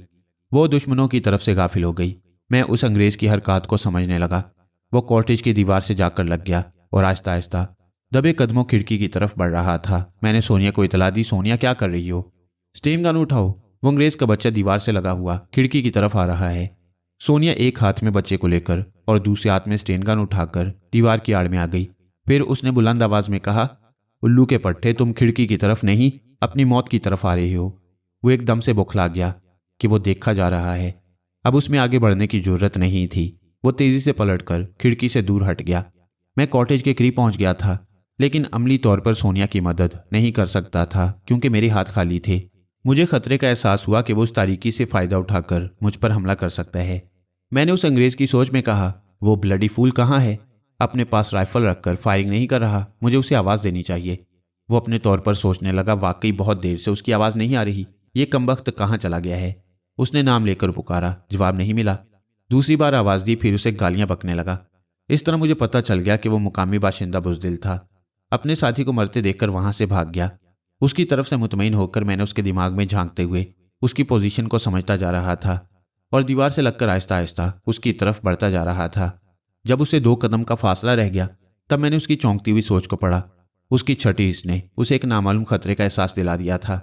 اس نے پلٹ کر اندھیرے میں میری جانب دیکھنے کی کوشش کی تو میں نے اس پر حملہ کر دیا۔ میں نے ایک زور کی لات اس کے پیٹ پر ماری۔ وہ کراتے ہوئے ایک ہاتھ سے پیٹ پکڑ کر جھک گیا۔ اس کا دماغ کہہ رہا تھا کہ اس کے ایک ہاتھ میں اسٹین گن ہے، وہ اسے استعمال کرنا چاہتا ہے، مگر پیٹ کی شدید تکلیف اسے مہلت نہیں دے رہی تھی۔ میں نے اس کے منہ پر دوسری ٹھوکر ماری۔ وہ چیختا ہوا دیوار سے ٹکرایا، پھر زمین پر گر پڑا۔ میں نے اس پر چھلانگ لگا کر اسے دبوچ لیا اور اس سے اسٹین گن چھیننے لگا۔ وہ بڑا جیدار تھا، زبردست ٹھوکریں کھانے کے باوجود اسٹین گن کے لیے جد و جہد کر رہا تھا۔ وہ اسٹین گن ہم دونوں کے ہاتھوں میں، ہم دونوں کے درمیان تھی اور ہم اسے اپنی طرف کھینچ رہے تھے۔ میں نے ڈھیل دے دی۔ وہ اتنی قوت سے کھینچ رہا تھا کہ خود اس کے ہاتھوں اسٹین گن اس کے منہ پر جا کر لگی۔ میں اس گن کو اس کی گردن پر رکھ کر دبانے لگا۔ ویسے اتنی جد و جہد کی ضرورت نہیں تھی، میں دماغی جھٹکے پہنچا کر اسے کمزور بنا سکتا تھا، مگر دل چاہ رہا تھا کہ ذرا ہاتھ پاؤں کی ورزش کی جائے۔ بہت دنوں سے اپنی جسمانی قوت کو نہیں آزمایا تھا۔ اب جو اس کی گردن پر اسٹین گن رکھ کر قوت آزمائی تو وہ ایک دم سے تڑپنے لگا، مچھلی کی طرح۔ آخر وہ اسی طرح تڑپ تڑپ کر ٹھنڈا ہو گیا۔ میں نے سونیا کو آواز دی، سونیا اب لیمپ روشن کر لو، کوئی خطرہ نہیں۔ میں اسٹین گن اٹھا کر اس طرف گیا جہاں ٹارچ ابھی پڑی ہوئی کاٹیج کی مخالف سمت روشنی بکھیر رہی تھی۔ میں نے اسے اٹھا کر بجھا دیا۔ جب میں کاٹیج میں پہنچا تو سونیا بچے کے خون آلود جسم کو گیلے کپڑے سے پہنچ رہی تھی۔ لیمپ روشن ہو چکا تھا۔ اس عورت کی لاش فرش پر پڑی ہوئی تھی۔ سونیا نے بچے کو ایک صاف ستھرے کپڑے میں لپیٹ کر اپنے سینے سے لگاتے ہوئے کہا، اس بیچاری کی لاش کو دفن کرنا چاہیے۔ میں نے کہا، یہ تو دفن ہو جائے گی، مگر بچے کا کیا ہوگا؟ بچہ ہمارے پاس رہے گا، میں اسے کسی کو نہیں دوں گی، پتہ نہیں دوسرے اس کے ساتھ کیا سلوک کریں۔ دیکھو یہ میری گود میں آ کر کتنا پرسکون رہتا ہے۔ اسی وقت بچہ رونے لگا۔ وہ اٹھ کر ٹہلتی ہوئی اسے چپ کرانے لگی۔ میں نے کہا، یہ بچہ اپنی بناسپتی ماں کے پاس چپ نہیں رہے گا، قوم کا ایک مصیبت میں اضافہ نہ کرو۔ مصیبت میری گود میں ہے، تمہارے پاس تو نہیں۔ باپ ہو کر ایسی باتیں کرتے ہو، شرم نہیں آتی؟ واہ، زبردستی باپ بنا رہی ہو۔ زبردستی نہیں، ذرا اس کی صورت دیکھو، تم سے کتنی مشابہت ہے۔ ناک میری طرح ہے، آنکھیں تمہاری طرح ہیں، بڑا ہو کر تمہاری طرح دوسروں کے دماغوں میں جھانکے گا۔ اچھا بابا، اسے چپ تو کراؤ۔ وہ اسے بازوں کے پالنے میں لے کر پھر ادھر سے ادھر ٹہلنے لگی۔ ہو ہا ہا کی آوازیں منہ سے نکال کر اسے سمجھانے لگی۔ میں نے کہا، بچے کی اماں جان یہ بھوکا ہے، اسے دودھ پلاؤ۔ ہاں، وہ سٹپٹا کر بولی، ایسی باتیں کرتے شرم نہیں آتی، میں دودھ کہاں سے پلاؤں گی؟ ایسے وقت شہد چٹایا جاتا ہے۔ ہاں یہ شہد تو ہے، ذرا اسے پکڑو، میں لے کر آتی ہوں۔ اس نے بچے کو میری طرف بڑھایا۔ میں ہچکچانے لگا تو وہ بولی، مشین گن اٹھا لیتی ہو، ایک ننھے سے بچے کو نہیں اٹھا سکتی۔ انکار کرو گے تو میں تم سے نہیں بولوں گی۔ اس کے ناراض ہونے کی یہ ادا مجھے بہت اچھی لگی۔ میں نے اسٹین گن رکھ کر بچے کو دونوں ہاتھوں میں لے لیا۔ وہ دوسرے کمرے میں جاتی ہوئی بولی، میں ابھی آتی ہوں، اسے زمین پر نہ ڈالنا، ٹھنڈ لگ جائے گی۔ اف، یہ تو پوری اماں جان بن گئی تھی، مگر مجھے بابا جان بنتے ڈر لگ رہا تھا۔ سونیا جیسی جان حیات کو ناراض بھی نہیں کر سکتا تھا۔ اسے بچے کے ساتھ خوش دیکھ کر مجھے بھی خوشی ہو رہی تھی کہ چلو دل بہلانے کے لیے اسے ایک کھلونا مل گیا، مگر اچانک ہی وہ کھلونا پیشاب کرنے لگا۔ میں نے چلا کر کہا، ارے ارے جلدی آؤ، یہ میرے کپڑے خراب کر رہا ہے۔ سونیا جلدی سے دوڑتی ہوئی آئی۔ اس کے ہاتھ میں شہد کی ایک چھوٹی سی شیشی تھی۔ وہ میرے بھیگے ہوئے لباس کو دیکھ کر ہنستے ہوئے بولی، اب تم پورے ابا جان لگ رہے ہو، دیکھو تو میرا بیٹا کتنا شریر ہے۔ اپنے ڈیڈی کے کپڑے خراب کر دیتا ہے۔ وہ اسے لے کر دوسرے کپڑے میں لپیٹنے لگی۔ بچہ بدستور رو رہا تھا۔ اس نے ایک انگلی میں ذرا سا شہد لے کر اسے چٹایا تو وہ ذرا دیر کے لیے خاموش ہو گیا۔ جب زبان سے شہد کی مٹھاس ختم ہوئی تو وہ پھر رونے لگا۔ میں نے کہا، یہ صرف بھوکا نہیں ہے، ممتا کی حرارت بھی چاہتا ہے۔ بچے کو سینے سے لگ کر دودھ بھی ملتا ہے اور ماں کے جسم کی حرارت بھی ملتی ہے۔ یہ بچہ قدرتی طور پر بیک وقت دونوں چیزوں کا مطالبہ کر رہا ہے۔ اس نے مجھ سے چھپ کر بچے کو سینے کے پاس چھپا لیا۔ مجھے اس کی پشت نظر آ رہی تھی مگر اس کی حرکتیں بھی سمجھ میں آ رہی تھیں۔ اسی لمحے سونیا کے ممتا بھرے جذبات میری سمجھ میں آئے۔ میں سونیا کے پشت کے پاس آ کر دو زانو ہو گیا، پھر اسے بچے سمیت اپنے بازو میں لے کر بولا، سونیا، میں تمہارے بچے کا باپ ہوں۔ آج سے یہ بچہ ہم دونوں کا ہے۔ آج سے ہم اس بچے کے لیے زندہ رہیں گے۔ سونیا خوشی سے نہال ہو گئی، بڑی محبت سے اپنا ہاتھ میرے چہرے پر پھیرنے لگی۔ میں نے کہا، تم یہاں بچے کو سنبھالو، میں باہر جا کر 2-4 مقامی باشندوں کو بلا کر لاتا ہوں۔ وہ اپنی رسوم کے مطابق اس عورت کو دفن کر دیں گے۔ میں بھی تمہارے ساتھ چلوں گی۔ نہیں سونیا، اب تم وہ عورت نہیں رہی جو بے خوف و خطر میرے شانہ بشانہ دشمنوں کا مقابلہ کرتی تھی۔ فرہاد، ایسی باتیں کر کے میرا دل نہ توڑو۔ جب عورت شوہر اور بیٹے کی محبت میں تقسیم ہوتی ہے تو بیک وقت دونوں محاذوں پر کھڑی ہو کر جنگ کرتی ہے۔ اگر میں دشمنوں کے خوف سے 4 دیواری میں رہوں گی تو میرا بچہ بزدل بن جائے گا۔ نہیں فرہاد، یہ دوسرا فرہاد بنے گا اور آج ہی بنے گا۔ اس نے بچے کو کپڑے میں لپیٹنے کے بعد اس کے منہ کو ذرا سا کھلا رکھا، پھر اپنے شانے سے اسٹین گن لٹکا کر بولی، چلو ہم باہر جا کر اپنے بیٹے کو گولے بارود کی لوریاں سنائیں گے۔ میں اپنی اسٹین گن اٹھا کر اس کے ساتھ باہر آ گیا۔ بچے کو ساتھ لے جانے سے اسے منع نہیں کیا کہ اب ہمیشہ کا ساتھ ہے، اور سونیا کی یہ بات درست تھی کہ ہم اپنے بچے کو اپنے ساتھ ہر میدان عمل سے گزاریں گے۔ ہم کاٹیج کو بند کر کے اندازے کے مطابق بستی کی طرف جانے لگے۔ راستے میں سونیا کہا، ہمارے بچے کا کوئی بہت ہی خوبصورت سا نام ہونا چاہیے۔ ہر انسان کو اپنا ہی نام خوبصورت اور پیارا لگتا ہے۔ ہر انسان کو نہ کہو، یوں کہو کہ ہر مرد کو اپنا نام پیارا لگتا ہے، ورنہ عورت تو اپنے نام سے زیادہ اپنے مرد کا نام چٹخارے سے لیتی ہے۔ بس فرہاد جیسا نام ہونا چاہیے۔ تو پھر اس کا نام فرہاد رکھ لو، میں اپنا نام پپو رکھ لوں گا۔ وہ ہنستی ہوئی بولی، مذاق نہ کرو، میں تمہاری آدھی محبت بچے کو تو دے سکتی ہوں مگر نام نہیں دے سکتی، اس لیے کہ یہ نام میرے جذبات کے آنگن میں مہکتا ہے۔ فرہاد کے ساتھ کچھ اور جذبات ہیں اور اس بچے کے ساتھ کچھ اور۔ اچھا، تو اگر اس کا نام فرہاد رکھ دیا جائے تو کیسا رہے گا؟ ہاں، یہ نام تمہارے نام سے کچھ قریب ہے، مگر نہیں فرہاد، کوئی اور آسان سا نام بتاؤ۔ تو پھر اسے فرمان کہو۔ فرمان؟ ہاں، فرمان کہتے وقت اچھا لگتا ہے، یہ نام بڑی آسانی سے ادا ہو جاتا ہے، مگر یہ بھی بچہ ہے نا، میں اسے نومی کہہ کر پکارا کروں گی۔ آخر ماں ہونا، اپنی پسند کی چھاپ ضرور لگاؤ گی۔ ویسے اس پیارے سے بچے کے لیے نومی پیارا نام ہے۔ ہم باتیں کرتے ہوئے ایک اندازے کے مطابق آگے بڑھتے چلے جا رہے تھے۔ اتفاق سے ہم اسی عمارت کے سامنے پہنچ گئے جہاں ہمیں پہلی بار قید کیا گیا تھا اور چھت سے لٹکایا گیا۔ وہ عمارت ویران نظر آ رہی تھی، اس کے اطراف کوئی پہرے دار نہیں تھا۔ سونیا نے کہا، ہمیں اندر جا کر دیکھنا چاہیے، اگر وہاں کوئی انگریز ہوگا تو ہم اسے قابو میں کر کے اس کی رہنمائی میں ساحل تک جائیں گے اور اس کے ذریعے ایک موٹر بوٹ حاصل کر لیں گے۔ ٹھیک ہے، تم یہاں دیوار کے سائے میں کھڑی رہو، کوئی اندر آنا چاہے تو اسے روکنے کی کوشش کرنا، میں اندر والوں سے نمٹ لوں۔ میں اسے چھوڑ کر عمارت میں داخل ہو گیا۔ تمام دروازے کھلے ہوئے تھے اور تمام کمرے خالی نظر آ رہے تھے۔ اب یہ بات سمجھ میں آ رہی تھی کہ تمام لوگ ساحل کی طرف گئے ہوں گے، کیونکہ آدھ گھنٹہ پہلے اس طرف سے فائرنگ کی آوازیں آ رہی تھیں۔ جو نے بھی یہی بتایا تھا کہ وہ لوگ اپنی موٹر بوٹوں کی حفاظت کر رہی ہیں۔ بعض اوقات کسی کا نام لو تو وہ شیطان کی طرح سامنے چلا آتا ہے۔ جو ایک کمرے میں بیٹھا شراب پی رہا تھا، میری آہٹ سنتے ہی اس نے پاس رکھی ہوئی رائفل اٹھا لی۔ میں نے اسے اسٹین گن کی زد پر رکھتے ہوئے کہا، بیٹے رائفل رکھ دو ورنہ اپنی آخری سانسیں گننے کی مہلت بھی نہ ملے گی۔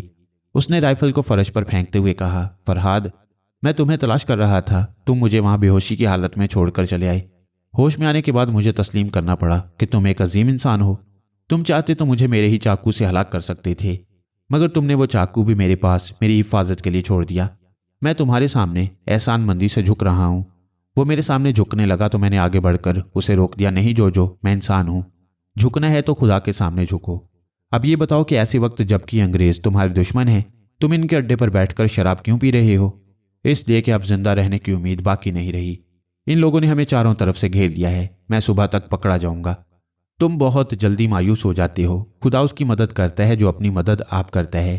تم میرے ساتھ رہ کر جمع مردی کا ثبوت دو، اپنی زندگی کے لیے لڑو۔ اگر مرنے کا وقت آئے تو ہنس کھیل کر موت کو گلے لگاؤ۔ تمہارے جیسا حوصلہ دینے والا ساتھی مل گیا ہے، اب میں یہی کروں گا۔ کیا یہاں سے بچ نکلنے کی امید ہے؟ ہاں، امید نہ ہو تو کوئی انسان زندہ نہ رہے۔ تم یہاں سے نکلنے سے پہلے یہ بتاؤ کہ وہ تمہارا باس ڈاکٹر شیطان یہاں کس کمرے میں آرام کرتا تھا؟ تمہارے سامنے میری آنکھوں سے اینٹی ڈارک لینز نکالا گیا تھا۔ میرا خیال ہے کہ ایسی چیزیں اسی کمرے میں رکھی جاتی ہیں۔ تمہارا خیال درست ہے، یہی وہ کمرہ ہے۔ اس الماری میں شاید تمہیں اپنے مطلب کی چیزیں مل جائیں۔ میں نے آگے بڑھ کر الماری کو کھولنے کی کوشش کی، وہ مکفل تھی۔ ہم دونوں اس کے دروازے کو توڑنے کی کوشش کرنے لگے۔ وہ لکڑی کا دروازہ تھا۔ رائفل کے کندے کی ضربیں کھاتے کھاتے ایک طرف سے ٹوٹ گیا۔ میں نے اسے کھول کر دیکھا۔ اس میں بہت سے کاغذات تھے، جاپانی کرنسی اور امریکی ڈالر، کچھ جدید طرز کی رائفلیں اور کیمرے وغیرہ۔ وہاں سونیا کے آہنی پنجے رکھے ہوئے تھے۔ میں نے انہیں جیب میں رکھ لیا۔ ایک آٹومیٹک ریوالور مجھے بہت پسند آیا۔ میں نے اسے لوڈ کر لیا۔ جوجو نے بھی ایک خوبصورت سا ریوالور لوڈ کر کے اپنے پاس رکھ لیا۔ اب میں جوجو کی طرف سے مطمئن تھا کیونکہ اس کی سوچ میرے خلاف نہیں تھی۔ میں نے جوجو سے کہا، تم یہاں کے راستوں سے اچھی طرح واقف ہو، مجھے اور سونیا کو ساحل کی طرف لے چلو۔ ہم یہاں سے فرار ہونے کے لیے موٹر بوٹ حاصل کرنے کی کوشش کریں گے۔ اور ہاں، یاد آیا، جس عورت نے ایک بچے کو جنم دیا تھا وہ مر گئی ہے۔ تم یہاں سے یہ ڈالر کی گڈیاں اٹھاؤ اور یہاں کے کچھ مقامی باشندوں کو کچھ نوٹ دے کر اس کے کفن دفن کا انتظام کرو۔ ہم دونوں نے کچھ امریکی اور کچھ جاپانی کرنسی اپنی اپنی جیبوں میں بھر لی۔ پھر عمارت سے نکلتے وقت میں نے سونیا کو اطلاع دی کہ میں جوجو کے ساتھ باہر آ رہا ہوں، یہاں آس پاس کوئی خطرہ نہیں۔ عمارت سے باہر نکلنے کے بعد سونیا ہمارے ساتھ ہو گئی۔ جوجو ہمیں ایسی جگہ لے گیا جہاں بہت سے شکستہ جھونپڑے تھے۔ اس نے 4 مقامی باشندوں کو بلا کر انہیں $50 دیے اور ان سے کہا کہ فلاں کاٹیج میں جا کر ایک لاش کو دفن کرنا ہے۔ ہم اس فرض سے سبکدوش ہو کر جوجو کے ساتھ ساحل کی طرف چل پڑے۔ اندھیرے میں ہم ٹارچ روشن نہیں کر سکتے تھے، کوئی دشمن روشنی کی سمت فائر کر سکتا تھا۔ میں نے سونیا سے سوچ کے ذریعہ کہا، تم ہمارے ساتھ نہ چلو، نومی کو نقصان پہنچ سکتا ہے۔ اگر تم ہم سے بہت پیچھے رہ جاؤ گی تب بھی ہماری بو سونگتی ہوئی سیدھے راستے پر چلتی رہو گی۔ ٹھیک ہے، میں ایسا ہی کروں گی۔ وہ آہستہ آہستہ ہم سے بہت پیچھے رہ گئی۔ جوجو نے پوچھا، یہ تمہاری ساتھی اندھیرے میں کہاں گم ہو گئی ہے؟ وہ ہمارے پیچھے آ رہی ہے تاکہ بچے کو کوئی نقصان نہ پہنچے، لیکن وہ اندھیرے میں کیسے جانے گی کہ ہم کہاں سے گزر رہے ہیں؟ پھر اس نے چونک کر کہا، او سمجھ گیا، ہمارا باس کہہ رہا تھا کہ تمہاری ساتھی کی سونگنے کی حس بہت تیز ہے۔ تم نے ٹھیک سمجھا، مگر اب خاموش رہو۔ اگر کہیں آس پاس چھپے ہوئے دشمنوں نے سن لیا تو وہ ہمیں چھوڑ کر سونیا تک پہنچ جائیں گے۔ میں نے بر وقت اسے بولنے سے منع کیا کیونکہ چند قدم کا فاصلہ طے کرنے کے بعد ہالٹ کی آواز سنائی دی۔ کوئی اندھیرے میں چھپا ہوا مقامی زبان میں کچھ کہہ رہا تھا۔ جوجو نے آہستہ سے کہا، ہم چاروں طرف سے گھیر لیے گئے ہیں۔ وہ وارننگ دے رہے ہیں کہ ہم چپ چاپ کھڑے رہیں اور اپنے ہتھیار پھینک دیں۔ میں نے اسٹین گن اور جوجو نے اپنی رائفل پھینک دی۔ پھر میں نے فوراً ہی سونیا کو اطلاع دی کہ نادیدہ دشمنوں نے ہمیں گھیر لیا ہے۔ اسے اطلاع دینے کے بعد میں نے جوجو سے کہا، تم یہ معلوم کرو کہ ہمیں گھیرنے والوں میں کوئی انگریز ہے یا نہیں۔ وہ باتیں کرنے لگا۔ جواب میں ایک شخص کی آواز قریب آنے لگی۔ بہت قریب آنے کے بعد میں نے 4 مقامی باشندوں کو دیکھا۔ وہ چاروں طرف سے ہمیں رائفلوں کی زد میں لیے بڑے محتاط نظر آ رہے تھے۔ یہ تو سمجھ میں آ گیا کہ ان کے ساتھ کوئی انگریز نہیں۔ جوجو نے بتایا، یہ لوگ کہہ رہے ہیں کہ 6 انگریز اور کچھ مقامی باشندے ساحل کے پاس ہیں اور سمندر میں ایک جاپانی لانچ کھڑی ہوئی ہے۔ جاپان کا ایک بحری پولیس آفیسر جزیرے کے لوگوں کو وارننگ دے رہا ہے کہ وہ ہتھیار پھینک کر خود کو گرفتاری کے لیے پیش کر دیں۔ یہاں جو مقامی باشندے ہیں یہ ہمیں ان انگریزوں تک پہنچنے سے روک رہے ہیں۔ جوجو کی بات ختم ہوتے ہی ہمارے آس پاس ہلکی سی روشنی پھیل گئی۔ بعد میں پتہ چلا کہ جاپانی لانچ پر سے سرچ کی روشنی پھینکی جا رہی ہے۔ اس کی ہلکی ہلکی جھلک ہم تک پہنچ رہی تھی۔ اس روشنی سے سونیا کا بھلا ہو گیا۔ اب وہ دور سے دیکھ سکتی تھی کہ ہم کس پوزیشن میں ہیں اور دشمن ہم سے کتنے فاصلے پر کھڑے ہوئے ہیں۔ جو انہیں باتوں میں لگائے ہوئے تھا اور میں سونیا کے ذہن میں جھانک رہا تھا۔ اس کی سوچ بتا رہی تھی کہ وہ ایک درخت کی آڑ میں کھڑی ہوئی ہے۔ وہ اس الجھن میں تھی کہ فائرنگ کس طرح کرے۔ فائرنگ کرنے کے لیے نومی کو زمین پر لٹانا ضروری تھا، مگر اس بات کا ڈر لگ رہا تھا کہ بچے کو کیڑے مکوڑے نقصان نہ پہنچائیں۔ میں نے سوچ کے ذریعے کہا، سونیا خدا پر بھروسہ کرو، نومی کو کوئی نقصان نہیں پہنچے گا، ذرا دیر کے لیے اسے زمین پر لٹا دو، صرف 1 منٹ کی فائرنگ میں فیصلہ ہو جائے گا۔ میری جیب میں ریوالور ہے، جیسے ہی تمہاری فائرنگ شروع ہوگی ان کا دھیان بٹ جائے گا، میں جیب سے ریوالور نکال لوں گا۔ سونیا کا دل تو نہیں چاہتا تھا کہ بچے کو اپنے سینے سے جدا کرے، مگر میری ہدایت پر عمل کرنا بھی اس کا فرض تھا۔ اس نے ایک نظر اپنے بچے پر ڈالی، وہ سو رہا تھا۔ سونیا نے اسے آہستگی سے چوم کر جیسے ہی زمین پر لٹایا وہ چونک کر رونے لگا۔ ہم نے کبھی بچے نہیں پالے تھے، اس لیے کبھی سوچ بھی نہیں سکتے تھے کہ ایک بچہ گھر کا بھیدی بن سکتا ہے اور اچانک بیدار ہو کر دشمنوں کو اپنی طرف متوجہ کر سکتا ہے۔ وہ سب چونک کر دور تاریکی میں آواز کی سمت دیکھنے لگے۔ سونیا کی یہ بڑی خوبی ہے کہ وہ ایسے مرحلوں میں حواس باختہ نہیں ہوتی، اور اب تو وہ ماں بن کر سوچتی تھی۔ उसने फौरन ही समझ लिया कि एक लम्हे की भी देर हुई तो दुश्मन बच्चे की आवाज़ की सिमत फायर कर देंगे, लिहाजा उसी ने पहल कर दी। मेरे सामने खड़े हुए दुश्मन ज़मीन पर गिरकर तड़पने लगे। मैं भी यूं गिरा जैसे गोलियों ने मुझे चाट लिया हो। कम से कम दुश्मनों ने यही समझा। मैंने गिरते गिरते रिवॉल्वर निकालकर तीसरे का निशाना लिया, क्योंकि वो सोनिया की तरफ फायरिंग कर रहा था। चौथा शख्स एक दरख्त के पीछे छुपने के लिए भाग रहा था, मगर सोनिया की फायरिंग ने उसे हमेशा के लिए मौत की गोद में छुपा दिया। देखते ही देखते मैदान साफ हो गया। जो हवनको की तरह दीदे फाड़े मुंह खोले इधर उधर पड़ी हुई लाशों को देख रहा था। उसकी समझ में नहीं आ रहा था कि ये सब कुछ कैसे हो गया। वो तो बुज़दिलों की तरह अपनी मौत के बारे में सोच रहा था। थोड़ी देर तक वो बेवकूफ़ों की तरह खड़े रहने के बाद धड़ाम से ज़मीन पर गिर पड़ा। मैंने उठते हुए कहा, लानत है तुम पर, जब उठने का वक्त आया है तो गिर रहे हो। अब उठ जाओ, तुम मर्द की तरह नहीं लड़ सकते। सोनिया बच्चे को उठाए हुए करीब आ गई। जो ने उसे देख लिया। मैडम, तुमने तो कमाल कर दिया। अगर मैं तुम्हारी जगह होता तो दुम दबाकर भाग जाते। मैंने हंसते हुए कहा, तुम अपनी तारीफ ना करो, हम तुम्हें अच्छी तरह समझ गए हैं। चलो अब हम रोशनी की तरफ जाएंगे। हम सर्च लाइट की रोशनी की तरफ बढ़ने लगे। थोड़ी दूर जाने के बाद फायरिंग की आवाज़ें आने लगी। लाउड स्पीकर के जरिए ऐलान हो रहा था, फायरिंग बंद कर दो। हम जजीरे के बेगुनाह बाशिंदों को मारना नहीं चाहते। हमारी कश्तियां इस जजीरे को चारों तरफ से घेर रही हैं। अब तुम्हारे चारों तरफ से फायरिंग होगी, तुम बेबस हो जाओगे। तुम्हारे हक में यही बेहतर है कि हथियार फेंक दो। अब हम साहिल के करीब पहुंच गए थे। दूर खड़े हुए अंग्रेज और कुछ मुकामी बाशिंदे नजर आ रहे थे। उनके हाथों में स्टेन गन्ने और राइफलें थीं। उनका रुख जापानी लॉन्च की तरफ था। मैंने सोनिया से कहा, मौका अच्छा है, हमें फायरिंग करनी चाहिए। ये लोग यही समझेंगे कि जापानी सिपाही पीछे से फायरिंग कर रही हैं। इन्हें हमारी तादाद का इल्म नहीं होगा, इसलिए हमारी तरफ बढ़ने से कतराएंगे। मैंने सोनिया को अपने बाएं तरफ दूर एक दरख्त के पीछे छुपने के लिए कहा। जो को दाएं तरफ बैठते हुए अच्छी तरह समझा दिया कि जो भी इस तरफ भागता हुआ आए उसे गोली का निशाना बना दे।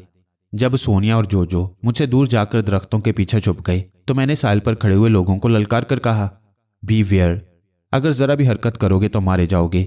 जापानी फौजियों ने तुम्हें चारों तरफ से घेर लिया है। मेरी ललकार सुनते ही वो मेरी तरफ पलट गए। मैंने सोच के जरिए सोनिया से कहा, फायर। वो फायर करने लगी। वो लोग सोनिया की तरफ जवाबी हमला करना चाहते थे। उसी वक्त लॉन्च की तरफ से फायरिंग होने लगी। मैंने भी फायरिंग शुरू कर दी। ऐसी सूरत में उनका बदहवास हो जाना यकीनी था। उनमें से कुछ फायरिंग की जद में आ गए। जो बाकी बचे उन्होंने घबराकर हथियार फेंक दिए और अपने हाथ उठा लिए। अब लॉन्च के पास से छोटी छोटी कश्तियां साहिल की तरफ आने लगीं। सर्च लाइट की तेज रोशनी में मुसल्ला सिपाही नजर आ रहे थे। हम चुपचाप अपनी जगह पर खड़े हुए थे। सोनिया ने बच्चे को गोद में उठा लिया। अब वो आतिशी असले के साथ साथ बच्चे की ज़रूरत को भी अहम समझती थी, इसलिए अपने साथ शहद की शीशी लाई थी और एक सिपाही की तरह गोलियां चलाने के बाद एक माँ की तरह बच्चे को शहद चटा रही थी। जापानी सिपाही साहिल पर पहुंच गए। जो 4 अंग्रेज जिंदा बच गए थे उन्हें हथकड़ियां पहना रहे थे। एक पुलिस ऑफिसर जापानी जुबान में कुछ कहने लगा। उसका रुख हमारी तरफ था। मैंने अंदाजा लगाया कि वह हमें अपना सिपाही समझकर हमसे कुछ कह रहा है। मैंने दरख्त के पीछे से निकलकर बुलंद आवाज में कहा, ऑफिसर, हम तुम्हारे जापानी सिपाही नहीं हैं, मगर तुम हम पर एतमाद कर सकते हो क्योंकि हमने तुम्हारी मदद की है।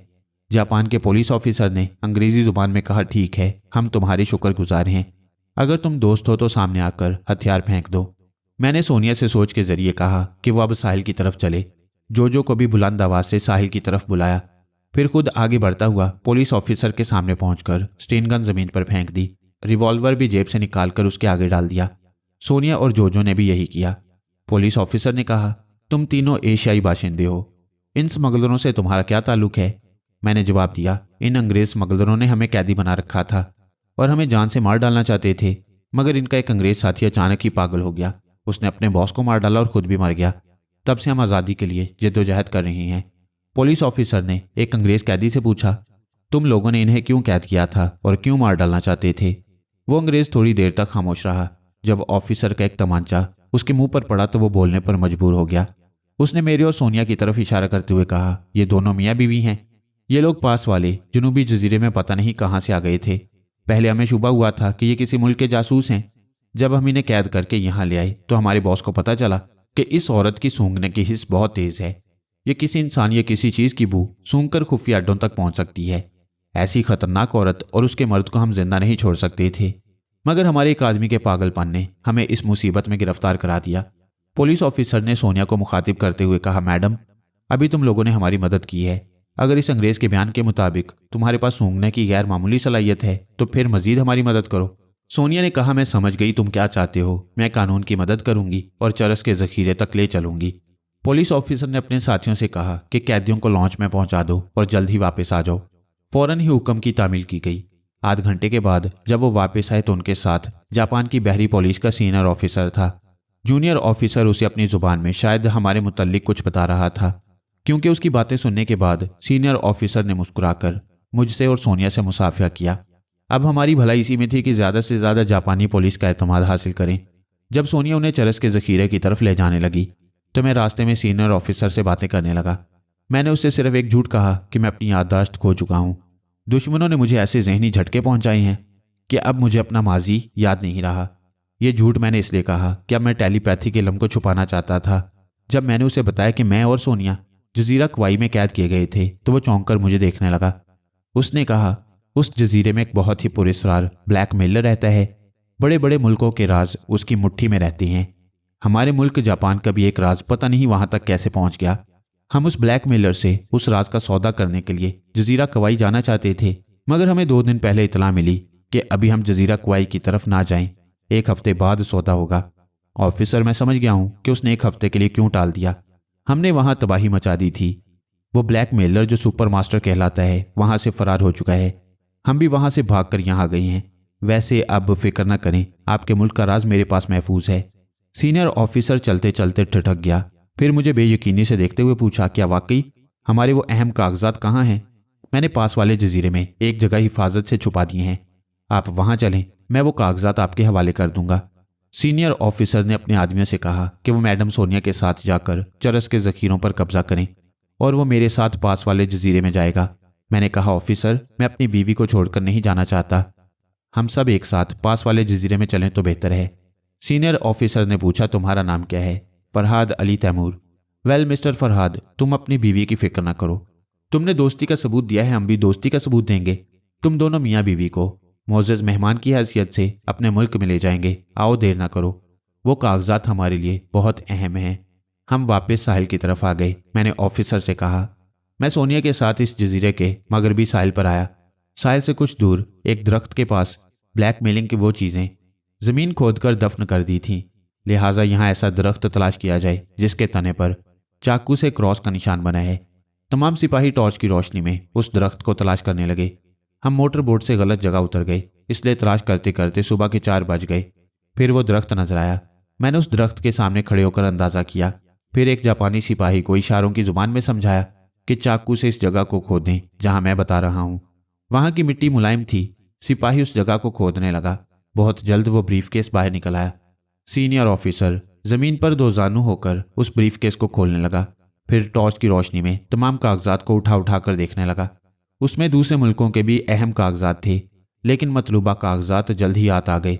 پھر وہ اٹھ کر کھڑا ہو گیا اور مجھے گھور کر دیکھنے لگا. اچانک ہی اس کے تیور بدل گئے. اس نے گھرا کر کہا, ہم اس بلیک میلر سپر ماسٹر کو ایک گہری سازش کے تحت مار ڈالنا چاہتے تھے, کیونکہ وہ ان کاغذات کو پڑھ چکا تھا. مسٹر فرحاد, تم ہی بتاؤ کہ جو شخص ہمارے اس اہم راز سے واقف ہو چکا ہو, کیا ہم اسے زندہ چھوڑ سکتے ہیں؟ بے شک اسے گولی سے اڑا دینا چاہیے. بے شک, سینئر آفیسر نے ریوالور نکالتے ہوئے کہا. تم بھی ان کاغذات کو پڑھ چکے ہو. میں نے ایک دم سے چونک کر دیکھا. سینئر آفیسر کی انگلی ریوالور کے ٹریگر پر پہنچ چکی تھی. جس وقت وہ جاپانی آفیسر مجھے موت کی سزا دینا چاہتا تھا, اسی وقت اچانک ہی سمندر کی طرف سے تیز ہوائیں چلنے لگیں اور بریف کیس میں رکھے ہوئے اہم کاغذات تیزی سے ادھر ادھر اڑنے لگے. ان کاغذات میں جاپان کے اہم راز پوشیدہ تھے. اس کی نظر میں وہ کاغذات میری زندگی اور موت کے فیصلے سے زیادہ اہم تھے. اس لیے وہ مجھے چھوڑ کر کاغذات کی طرف دوڑنے لگے جو محو پرواز تھے. میں چپ چاپ کھڑا ہوا یہ تماشا دیکھنے لگا. ٹارچ کی روشنیاں دور تک پھسل رہی تھیں. اندھیرے اجالے کے کھیل میں وہ کاغذات پتنگ کی طرح ڈول رہے تھے. کچھ کاغذات ایسے تھے جن کی پرواز نیچی تھی اور کچھ اتنی بلندی پر پرواز کر رہے تھے کہ درختوں کی چوٹیوں تک اڑ رہے تھے. میں ایک درخت سے ٹیک لگا کر جاپانی آفیسر کے دماغ میں جھانکنے لگا. وہ جاپانی زبان میں سوچ رہا تھا. اس کی سوچ میرے پلے نہیں پڑ رہی تھی. میں نے اسے انگریزی زبان کی طرف مائل کرنے کے لیے کہا, what nonsense I am thinking about. وہ چونک کر اپنی کھوپڑی سہلاتے ہوئے سوچنے لگا, میں فضول باتیں تو نہیں سوچ رہا ہوں. اگر ان میں سے ایک کاغذ بھی گم ہو گیا تو مجھے ہائی کمان کے سامنے جواب دہ ہونا پڑے گا. کیا مصیبت ہے. میں تو فرحاد کو شوٹ کرنے کی محض دھمکی دے رہا تھا. मकसद ये था कि उसने कुछ और कागजात कहीं छुपा रखे हों तो वो अपनी जान की अमान पाने के लिए उन्हें भी पेश कर दे। मैं तो कानूनन उसे वजारत खारजा के दफ्तर में पहुंचाना चाहता था, मगर ये क्या हो गया। मेरी जरा सी गफलत से कागजात बिखर गए। अरे वो देखो, वो एक कागज ऊंची शाख पर जाकर अटक गया है। वो दरख्त की बुलंदी पर टॉर्च की रोशनी फेंकते हुए अपने आप से कहने लगा, चलो जल्दी से उस दरख्त पर चढ़ो और उस कागज को हिफाजत से उतार कर लाओ। वो हुक्म दे रहा था और इधर उधर दौड़ता फिर रहा था। मुझे उसके हालात पढ़कर इत्मीनान हो गया कि अभी मेरी जिंदगी के दिन बाकी हैं। जापानी वजारत खारजा के अफसरान मेरे मुतल्लिक कोई फैसला सुनाएंगे। तकरीबन आध घंटे के बाद उसने तमाम उड़ने वाले कागजों को पकड़कर जमा कर लिया। उसी वक्त सोनिया बच्चे को गोद में लिए जापानी पुलिस की दूसरी टीम के साथ वहां आ गई। दूसरी टीम के ऑफिसर ने पूछा, क्या बात है? हमने बहुत सी टॉर्च की रोशनियों को इधर उधर लहराते देखा है, खैरियत तो है? दूसरा ऑफिसर उसे कागजात के मुतल्लिक बताने लगा। इसके बाद वो दोबारा कागजात का तरतीब से मुतालिया करने लगा, मगर तरतीब में फ़र्क आ गया। एक कागज़ दरमियान से कम हो गया। ऑफिसर ने मुझे घूर कर देखते हुए कहा, तुमने मुझे मुकम्मल कागजात नहीं दिए हैं, इसका एक सफ़ा और कहाँ है? मैंने मुस्कुराते हुए जवाब दिया, बहुत खूब, उल्टा चोर कोतवाल को डांटे। 1 घंटा पहले जब आपने इन कागजात का मुतालिया किया था तो ये मुकम्मल थे। आपको अपनी कोताहियों का एतराफ़ कर लेना चाहिए। मुझे शूट कर देने की धमकी देने से पहले ये सोचना चाहिए था कि ये कागजात तेज़ हवाओं की जद में आ सकते हैं। यू शट अप, उसने डांट कर कहा। वह सफ़ा पहले ही कम था, इसीलिए मैं तुम्हें मारने की धमकी दे रहा था। दूसरी टीम के ऑफिसर ने मदाखलत करते हुए उस ऑफिसर से कहा, मगर ऑफिसर, इन कागजात को तरतीब देने से पहले आप मुझसे कह रहे थे कि आप मुकम्मल कागजात का मुतालिया कर चुके हैं। नहीं तो मैंने ऐसा नहीं कहा, आपके सुनने में गलती हुई है। ऑफिसर अपने बचाव के लिए साफ झूठ बोल रहा था।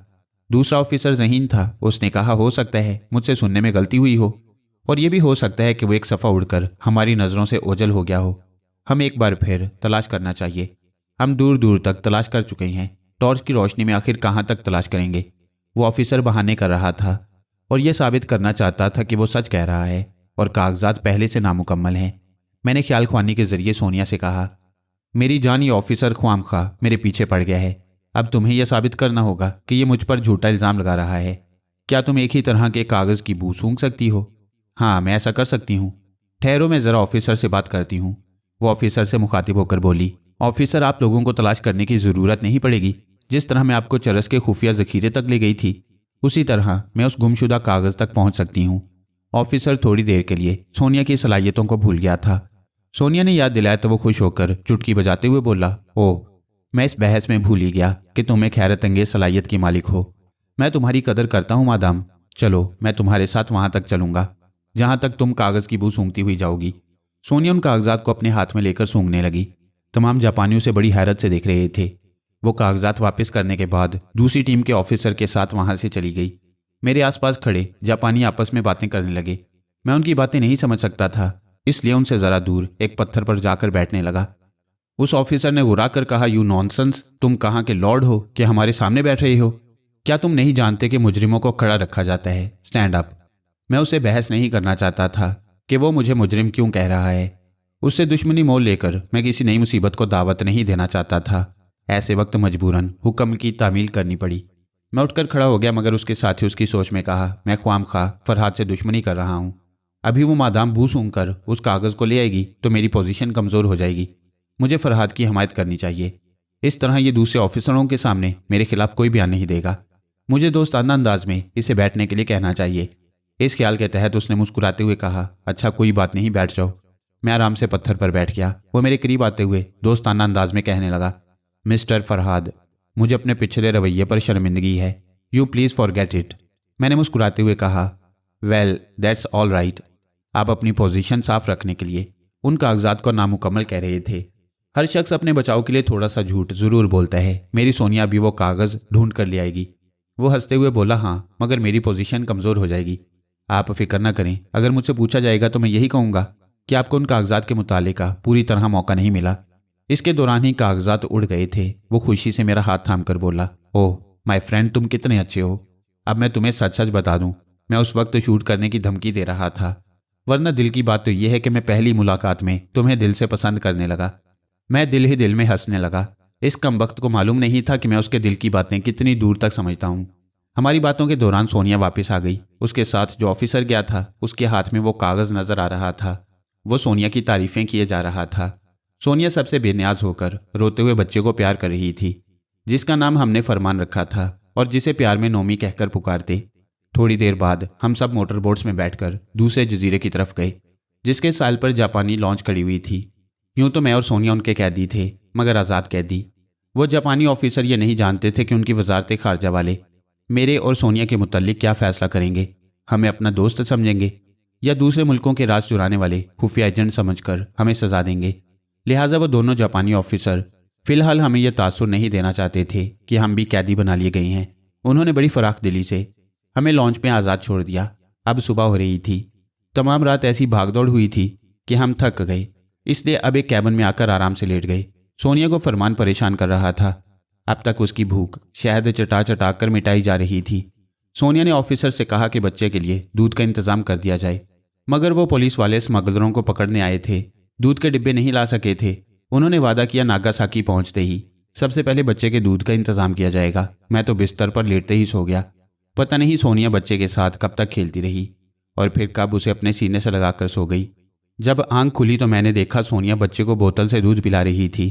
मैंने उससे पूछा, क्या तुम अब तक जाग रही हो? नहीं, मुझे सोने का मौका मिला था, मगर ये शरीर बार बार उठा देता है। तुमने तो खूब नींद पूरी की, जानते हो शाम हो चुकी है। मैं जल्दी से उठकर बैठ गया। शाम होने का मतलब ये था कि मैं तकरीबन 11 घंटे सोया रहा। मैंने सोनिया से पूछा, इस वक्त हम कहाँ हैं? हम नागासाकी पहुंच गए हैं। लॉन्च साहिल पर खड़ी हुई है। लॉन्च के अर्शे पर पुलिस वाले मौजूद हैं। दोनों ऑफिसर ये कहकर गए हैं कि उनकी वापसी तक लॉन्च से बाहर न जाएं। यहाँ हमारी तमाम ज़रूरतें पूरी होती रहेंगी। मैं वहाँ से उठकर बाथरूम में चला गया। हम जजीरे से अपने कपड़ों की अटैची ले आए थे। ब्रीफकेस जापानी ऑफिसर ले गए। उन्होंने अटैची की तलाशी लेने के बाद हमारे लिए कपड़े और डॉलर की गड्डियाँ छोड़ दी। मैंने गुस्ल करके लिबास तब्दील किया, फिर लॉन्च के अर्शे पर आ गया। शाम डूब रही थी। दूर शहर के कुमकुमे आंखें खोल रहे थे। इससे शहर की रोशनियां देखकर मेरे दिल में एक दर्द सा पैदा हुआ, क्योंकि वो शहर कभी एटम बम की जद में आकर जिंदा लाशों का कब्रिस्तान बन गया था। अब वो शहर दोबारा आबाद किया गया, लेकिन अब भी उसे देखकर बड़ी ताकतों से और उनके जंगी इरादों से शदीद नफरत होने लगती। मैं उन लोगों की याद में चंद लम्हे साकित खड़ा रहा जो एटम बम का शिकार होकर अपाहिजों की तरह जिंदगी गुजारते हुए एड़ियां रगड़ रगड़ कर मर गए। इन चंद लम्हों में मैंने खुदावंदे करीम से दुआ मांगी, खुदाया हमारी इस दुनिया को तीसरी जंग अजीम से महफूज रख। हमारी इस दुनिया को एटमी धमाकों की नहीं, माँ के दूध की ज़रूरत है। हम अपनी आइंदा नस्ल को अपाहिज नहीं बनाना चाहते। मैं पूरी पाकिस्तान की कौम की तरफ से अमन की भीख मांगता हूँ। खुदाया मेरी दुआ कबूल फरमा। सोनिया ने कैबिन से बाहर आकर याद दिलाया कि हम भूखे हैं। भूख तो वाकई लग रही थी। हमारी फरमाइश पर फ़ौरन ही खाने का इंतज़ाम कर दिया गया। खाने के दौरान मैंने एक जापानी ऑफिसर के दिमाग में झांक कर देखा। वो अपनी मादरी ज़ुबान में किसी से बातें कर रहा था। उसके अंदाज से पता चल रहा था कि बड़ी ही ज़बरदस्त किस्म की बहस जारी है।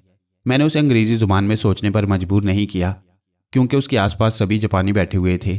इस माहौल में ऑफिसर का अंग्रेज़ी बोलना या अंग्रेज़ी ज़ुबान में सोचना फितरत के खिलाफ होता। जब मैं सोनिया की जानिब देखने लगा तो उसने मुस्कुरा कर पूछा, जनाब किसके दिमाग में झांक रहे थे? मैं मालूम कर रहा था कि वो ऑफिसर क्या कर रही हैं, मगर उनकी ज़ुबान मेरी समझ में नहीं आती। हमें यह ज़ुबान सीखनी होगी। सोनिया ने मुझे घूर कर देखा, फिर ज़ेरे लब मुस्कुराती हुई बोली, हाँ, यहाँ की ज़ुबान सीख कर यहाँ की लड़कियों से फ्री होने का मौका मिल जाएगा। यहाँ की गुड़िया जैसी दो शीज़ाओं का हुस्न बहुत मशहूर है। मैं तुम्हारी नीयत को खूब समझती हूँ, मैंने हंसते हुए कहा। औरत को जब लड़ने के लिए कुछ नहीं मिलता तो वो अपने साय से लड़ने लगती है। अभी तक तो मैंने किसी जापानी गुड़िया को नहीं देखा और तुमने लड़ना शुरू कर दिया। पता नहीं यहाँ हमारा क्या हशर होने वाला है। अगर इन लोगों ने हमारे साथ कैदियों जैसा सलूक किया तो यहाँ से फरार होना मुश्किल हो जाएगा। सोनिया सोचने लगी। उसके दिमाग में भी यही बात थी कि पता नहीं हमारे साथ क्या सलूक किया जाए। अगर यहाँ की हुकूमत हमारी दुश्मन बन गई तो आसमान से गिरने और खजूर में अटकने वाली बात हो जाएगी। रात के 8 बजे वो जापानी ऑफिसर एक जापानी औरत के साथ आ गए। एक ऑफिसर ने कहा, हमारे अफसरान तुमसे कुछ ज़रूरी बातें करना चाहती हैं। तुम और मादाम हमारे साथ चलो और अपने बच्चे को इस आया के हवाले कर दो। सोनिया ने फरमान को सीने से लगाते हुए कहा, यह नहीं हो सकता। मैं जहन्नुम में भी जाऊंगी तो यह बच्चा मेरे साथ रहेगा। जापानी अफसर ने मुस्कुराते हुए कहा, मादाम ये ममता नहीं खुदगर्जी है। आप अपनी तस्कीन की खातिर बच्चे को भी जहन्नुम में ले जाने की सोचती हैं। वैसे मैं यकीन दिलाता हूँ कि हम जहाँ जा रही हैं वहाँ आपको दोस्ताना माहौल मिलेगा। चूँकि ज़रूरी बातों के दौरान ये बच्चा परेशान करेगा, इसलिए हमने इसके लिए एक आया का बंदोबस्त किया है। सोनिया मुझे सवालिया नज़रों से देखने लगी। मैंने उसे समझाया, सोनिया ये नागासाकी है। यहाँ एक वक्त ऐसा आया था जब एटम बम की जहरीली फिजा में यहाँ के नन्हे बच्चे या तो अंधे हो गए थे या हाथ पांव से मफलूज हो गए थे। या फिर जहरीली फिजा में सांस लेते लेते जहरीली बीमारियों में मुब्तला हो गए। ये जापानी कौम बच्चों के दर्द को समझती है। ये फरमान को नुकसान नहीं पहुंचाएंगे। तुम बिला झिझक इसे आया के हवाले कर दो। दोनों जापानी ऑफिसर मुझे तारीफी नज़रों से देखने लगे। सोनिया ने दिल पर जबर करते हुए फरमान को आया के हवाले कर दिया। फिर हम लॉन से उतरकर साल पर आ गए। वहाँ एक बड़ी सी वैगन कार खड़ी हुई थी जिसमें हमें बैठने के लिए कहा गया। मैं कदरे मुतमईन था क्योंकि ऑफिसरों का रवैया दोस्ताना था। हम उस गाड़ी में बैठकर मुख्तलिफ रास्तों से गुजरते हुए एक खुले मैदान में पहुंचे। यहाँ एक हेलीकॉप्टर खड़ा हुआ था। जब गाड़ी से उतरकर हमें हेलीकॉप्टर में बैठने के लिए कहा गया तो सोनिया ने फिर एतराज़ किया। हमें कहाँ ले जा रहे हो? मैं अपने बच्चे को छोड़कर नहीं जाऊंगी। जापानी ऑफिसर ने नरमी से समझाया, मादाम आप जिद ना करें, हम पर भरोसा करें। कल दोपहर तक आपका बच्चा आपको मिल जाएगा। मैंने कहा, सोनिया हमें इन पर भरोसा करना ही पड़ेगा, कल दोपहर तक सब्र करो। वह हेलीकॉप्टर में बैठती हुई नागवारी से बोली, मैं समझती थी कि तुम बाप बनकर मेरे बच्चे के बारे में सोचोगे, मगर अब समझ गई हूं कि तुम्हें मेरे जज्बात का ज़रा भी एहसास नहीं। याद रखो, अगर फरमान को कुछ हो गया तो मैं अपने साथ 2-4 को ले मरूंगी। हेलीकॉप्टर फिजा में बुलंद होने लगा। फिर मैंने सोच के जरिए सोनिया से कहा, मेरी जान तुम ये क्यों भूल गई कि मैं टेलीपैथी के जरिए बच्चे की खैरियत मालूम कर सकता हूँ। फरमान के रोने की आवाज़ के जरिए उसके नन्हे से दिमाग तक पहुँच सकता हूँ। सोनिया एकदम से खुश होकर मुझे देखने लगी। उसने सोच के जरिए कहा, फरहाद तुम कितने ग्रेट हो। ऐसे वक्त जबकि मेरी मामता बिल्कुल मजबूर है तो तुम मजबूर नहीं। वो मुझसे दूर है मगर तुम्हारी ख्याल ख्वानी के पालने में झूल रहा है। मुझे बताओ वो रो तो नहीं रहा? नहीं मेरी जान, वो बड़े आराम से है और आया की गोद में ममता की हरारत महसूस कर रहा है। सोनिया की सोच ने कहा, पहले मैंने इस पहलू पर गौर नहीं किया था कि टेलीपैथी के जरिए बच्चों के एहसासात भी समझे जाती हैं। नन्हे से दिमाग में झांकते हुए क्या महसूस होता है फरहाद? मैं थोड़ी देर तक नन्हे फरमान के दिमाग में झांकता रहा। फिर मैंने जवाब दिया, उसे दुनिया में आए हुए पूरे 24 घंटे हो चुके हैं।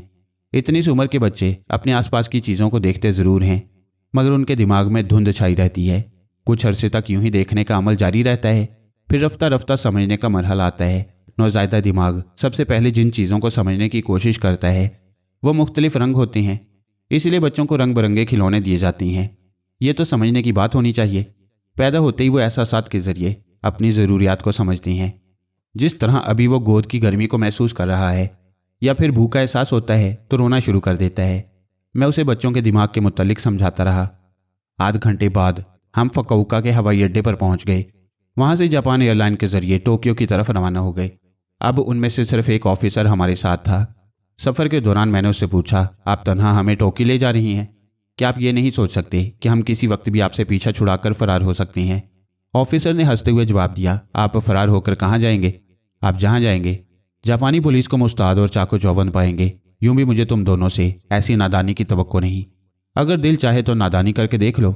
नहीं ऑफिसर, अगर मेरे पास मुजरिमाना जहन होता तो मैं आपकी हुकूमत की तरफ दोस्ती का हाथ बढ़ाने के लिए आप ही के मुल्क का इतना अहम राज आपके हवाले न करता।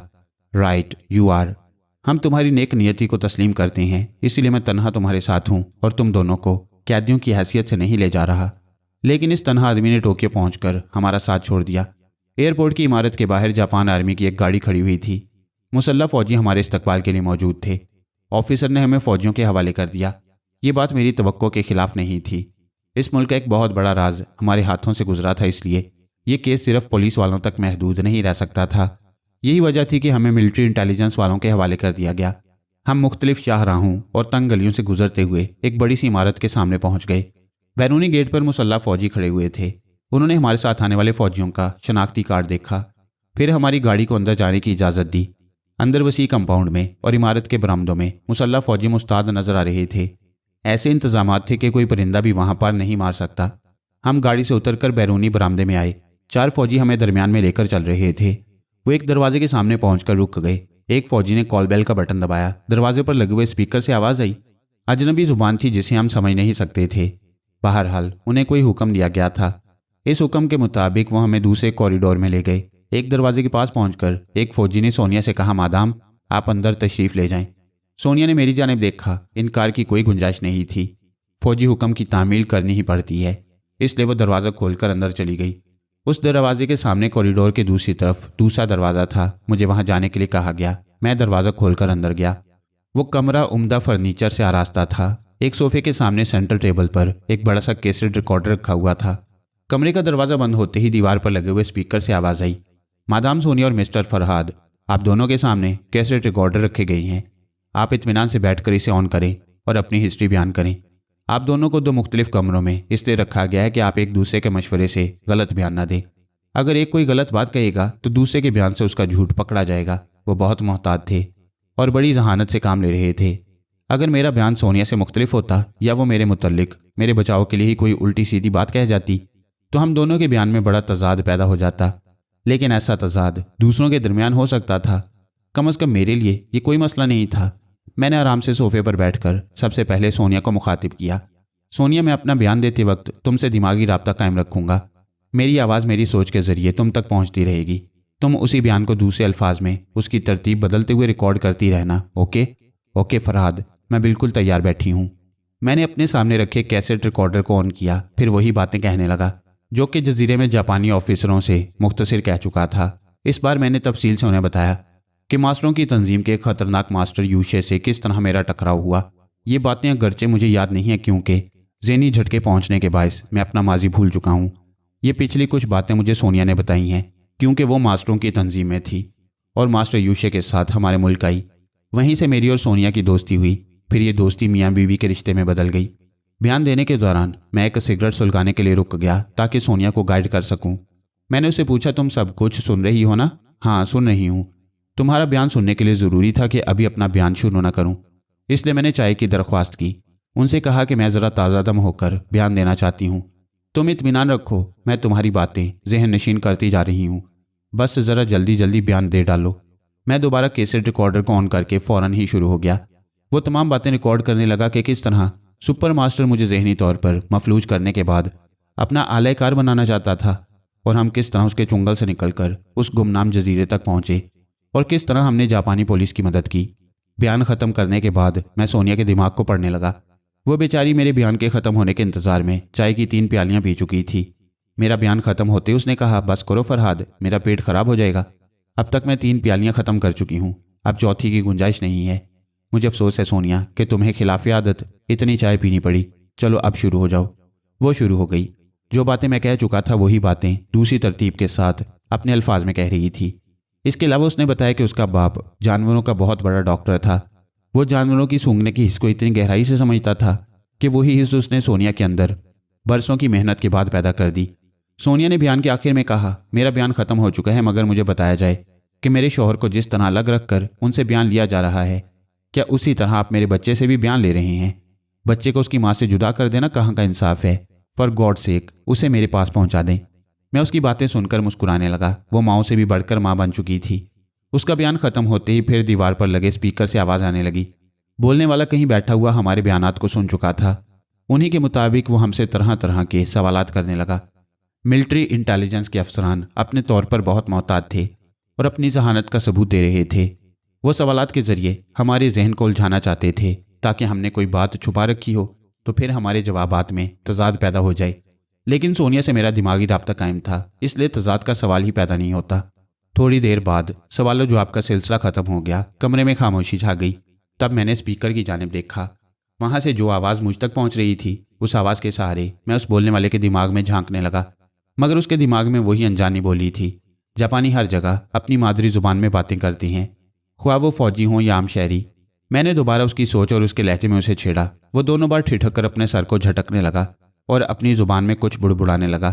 یہ بات میری سمجھ میں آ گئی کہ میں اس کی فطرت کے خلاف عام حالات میں اسے بدیسی زبان کی طرف مائل نہیں کر سکتا۔ میں نے سونیا کو مخاطب کرتے ہوئے کہا، سونیا، یہ اجنبی زبانیں میرے سامنے بہت بڑی رکاوٹ بن جاتی ہیں۔ میری ٹیلی پیتھی کہیں کام آتی ہے اور کہیں میں بے بس ہو کر رہ جاتا ہوں۔ سونیا نے جواب دیا، ہاں میں تمہاری مجبوریوں کو سمجھتی ہوں، ویسے آڑے وقت پر تمہاری یہ ٹیلی پیتھی نجات کا باعث بن جاتی ہے۔ بہرحال جو ہوگا دیکھا جائے گا۔ میں فرمان کے لیے تڑپ رہی ہوں، تم اس کی خیریت معلوم کرو۔ اچھی بات ہے، میں معلوم کرتا ہوں، تم ذرا انتظار کرو۔ میں نے صوفے کی پشت سے ٹیک لگا کر آنکھیں بند کر لیں، پھر اپنی ساری توجہ فرمان کی آواز کی طرف مرکوز کر دی۔ اس وقت وہ بالکل خاموش تھا، مگر میں اس کے پرسکون دماغ تک پہنچ گیا۔ وہاں کتنے ہی رنگوں کی ٹھنڈی چاندنی پھیلی ہوئی تھی۔ خوبصورت پریوں کے ہریری لباس ہوا کے دوش پر لہرا رہے تھے اور وہ ہوا کے دوش پر اڑ رہی تھیں۔ کوئی اپنی باہیں پھیلا کر فرمان کو اپنی طرف بلا رہی تھی اور کوئی مور کے سنہرے پروں سے اسے ہولے ہولے گدگدا رہی تھی، اور وہ نیند میں ہنس رہا تھا۔ میرے ہونٹوں پر بھی مسکراہٹ آ گئی۔ میں نے سونیا سے رابطہ قائم کرتے ہوئے کہا، میری جان، فرمان کو تمہاری ضرورت نہیں۔ وہ خوابوں کی دنیا میں پریوں کے ساتھ کھیل رہا ہے۔ میری ضرورت کیوں نہیں ہے؟ جب وہ جاگے گا تو میرے لیے ضرور روئے گا۔ میں نے طنزی انداز میں کہا، ہاں وہ جاگتے ہی کہے گا، میری سونیا ممی کہاں ہیں؟ میں تو بس اپنی ممی کا دودھ پیوں گا۔ تم میرا مذاق اڑا رہے ہو، میں تم سے نہیں بولوں گی۔ سونیا تم بننے کو تو ماں بن گئی ہو مگر بچوں کی سی باتیں کرتی ہو۔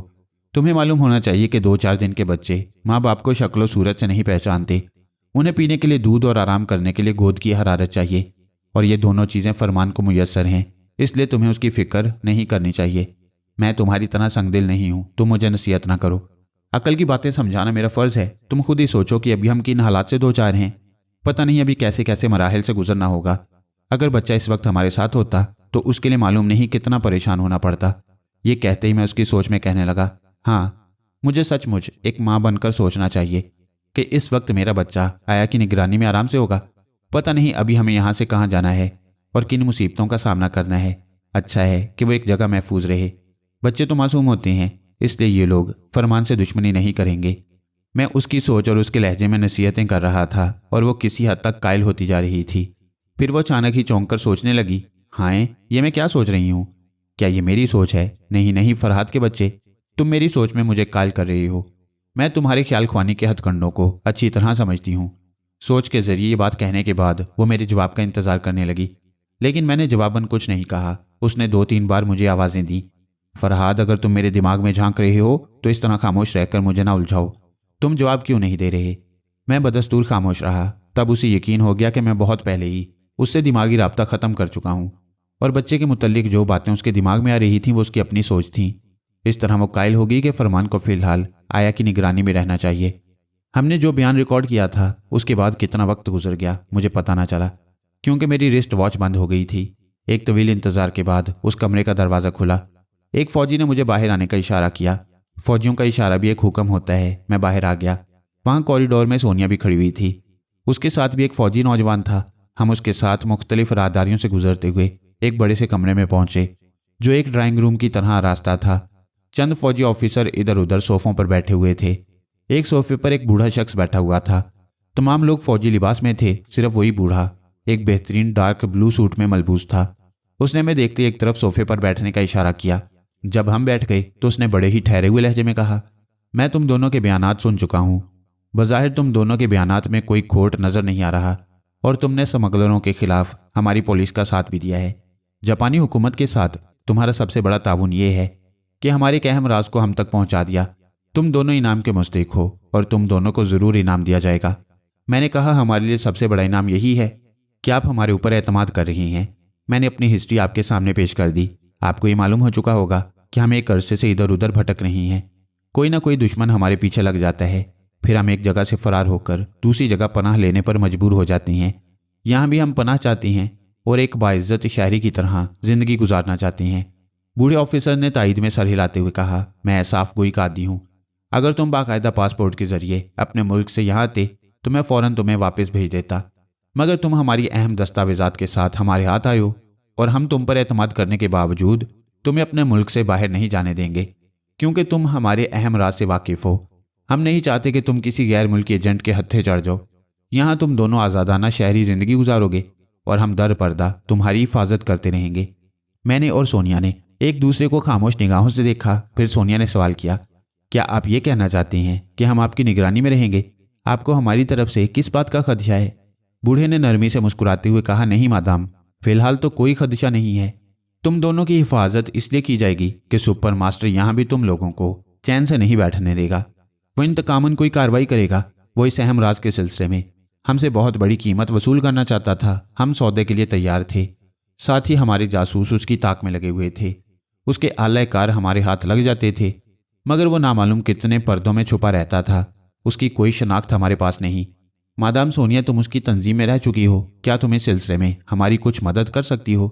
سونیا انہیں بتانے لگی کہ سپر ماسٹر کو ماسٹر سائمن کے سوا شاید کسی نے نہیں دیکھا، جبکہ ماسٹر سائمن مر چکا ہے۔ پھر وہ جزیرہ کوائی کی اس عمارت کے متعلق بتانے لگی جہاں کے ہر کمرے میں ٹی وی سسٹم کے ذریعے ہمیں دیکھا جاتا تھا۔ وہاں مختلف ممالک کے جو ایجنٹ اہم دستاویزات کا سودا کرنے آتے، ان کی کوئی بات اور کوئی حرکت سپر ماسٹر سے پوشیدہ نہیں رہتی تھی۔ وہ اپنے خفیہ چیمبر میں بیٹھ کر ایک بڑے سے اسکرین پر اس عمارت کے ہر کمرے کے لوگوں کو دیکھتا رہتا۔ कोई खतरा पेश आने से पहले ही मोहतात हो जाता। ऐसे ही हिफाजती इंतजामात के बायस वो हमारे हाथों से भी निकल गया। तमाम अफसरान सोनिया की बातें गहरी तवज्जो और दिलचस्पी से सुन रहे थे। सोनिया से बहुत सी मालूमात हासिल करने के बाद बूढ़े ऑफिसर ने कहा, हम सोच भी नहीं सकते थे कि कवाई जैसे छोटे से जजीरे में सुपर मास्टर जदीद आलात के जरिया इतना मजबूत किला बना चुका है। हम अपने जासूस वहां भेजने वाले थे। अच्छा हुआ कि हमने अपनी प्लानिंग पर अब तक अमल नहीं किया, मगर अब तुम दोनों की मौजूदगी से ये तवक्को है कि सुपर मास्टर इधर का रुख ज़रूर करेगा। इस वक्त हमारे दरमियान अंग्रेज़ी ज़ुबान में गुफ्तगू हो रही थी। मैंने इस मौके से फ़ायदा उठाकर बूढ़े अफसर की सोच में कहा, हाँ, फरहाद और सोनिया इस मुल्क में रहेंगे तो सुपर मास्टर या उसके ख़ास आदमी यहाँ ज़रूर पहुँचेंगे। क्या ऐसे वक्त सोनिया अपने तंजीम में वापस जाएगी? इस सोच के जवाब में वो बूढ़ा अफसर सोचने लगा, कुछ यकीन से नहीं कहा जा सकता कि सोनिया आइंदा कैसा किरदार अदा करेगी। मैं दुनिया जहाँ के तजुर्बात समेटे बैठा हूँ। मैंने ऐसे चालाक मुजरिम देखे हैं जो बज़ाहिर अपने गिरोह से कट जाती हैं, पुलिस वालों के साथ भरपूर ताउन करती हैं, लेकिन अंदर ही अंदर कानून की मजबूत गिरफ्त को कमज़ोर बनाती रहती हैं। अब सोनिया और फरहाद हमारा जो राज वापस लेकर आए हैं, तो इस राज की दूसरी नकल सुपर मास्टर के पास मौजूद होगी। इस मनफी पहलू को भी नहीं भूलना चाहिए कि ये दोनों अब भी उस तंजीम के वफादार हो सकती हैं और यहाँ किसी ज़बरदस्त मुहिम के सिलसिला में हमारा एतमाद हासिल कर रही हैं। बहरहाल इन्हें कड़ी निगरानी में रखा जाएगा, और इसलिए भी कि वो यक बयक अंग्रेज़ी की बजाय जापानी ज़ुबान में सोचने लगा। हम जैसे लोग भी अक्सर उर्दू बोलते बोलते कभी अंग्रेज़ी और फिर कभी उर्दू ज़ुबान में बोलने लगती हैं। उसने भी यही किया। मैंने फिर उसे अपने तौर पर सोचने के लिए मजबूर नहीं किया। इतनी मालूमात काफ़ी थी कि हम उनकी नज़रों में मशकूक हैं। अब हम इस खुशफहमी में ना रहते कि वो हम पर मुकम्मल एतमाद कर रही हैं। बूढ़े ऑफिसर ने कहा, मिस्टर फरहाद, तुम दोनों के लिए बेहतरीन रिहाइश का बंदोबस्त किया गया है। वहाँ तुम्हें हर तरह का आराम मिलेगा। इसके अलावा भी कोई ख्वाहिश हो तो बयान करो। मैंने मुस्कुराते हुए अपनी ख्वाहिश बयान कर दी। मुझे जापानी ज़ुबान से दिली लगाव है। हम दोनों मियाँ बीवी ये ज़ुबान सीखना चाहती हैं। आप इसके लिए कोई इंतज़ाम कर दें। वहाँ बैठे हुए तमाम ऑफिसर खुश होकर हमें देखने लगे। बूढ़े ऑफिसर ने कहा, यह बड़ी खुशी की बात है कि तुम हमारी ज़ुबान सीखना चाहते हो। इसका इंतज़ाम हो जाएगा। इसके बाद उसने उठकर रुखसती मुसाफिया किया। मैंने उससे पूछा, अगर हम किसी ज़रूरत के तहत आपसे रब्ता कायम करना चाहें तो क्या आपसे मुलाकात हो जाएगी? उसने हमें एक फ़ोन नंबर बताया और अपना नाम और ओहदा भी बताया। वो वहाँ की सीक्रेट सर्विस का चीफ था और अपने मखसूस हल्के में कर्नल जोशुहो के नाम से पहचाना जाता। इमारत के बाहर इस बार हमें दूसरी गाड़ी में बिठाया गया और हमें साथ ले जाने वाला आम शहरी लिबास में था। वो हमें टोक्यो के एक बहुत ही खूबसूरत रिहायशी इलाके में ले गया। एक बड़ी सी झील के किनारे पैगोडा की तर्ज का एक छोटा सा बंगला था। उसके वसी लॉन में रंग बिरंगे फूल खिले हुए थे। उसके चारों तरफ हरियाली थी और खुश रंग परिंदे मुख्तलिफ सुरों में चहचहा रहे थे। जब हम बंगला के सामने पहुंचे तो एक जापानी मुलाजिम और मुलाजमा ने हमारा इस्तकबाल किया। मुलाजिम ने मुझे मेरी ज़ुबान में और मुलाजमा ने सोनिया को उसकी मादरी ज़ुबान में खुश आमदीद कहा। उसी वक्त मेरी समझ में आया कि ये ख़ास बैरूनी ममालिक से आने वालों के लिए तरबियत याफ्ता मुलाजिम है। वो हमें मकान के अंदर ले जाकर वहाँ के मुख्तलिफ कमरे दिखाने लगे। ड्राइंग रूम में एक टेलर मास्टर मौजूद था जो हमारे लिए लिबास तैयार करने आया था। ज़रा सी देर में पता चल गया कि वहाँ हमारी छोटी सी छोटी ज़रूरत का ख्याल रखा जा रहा है।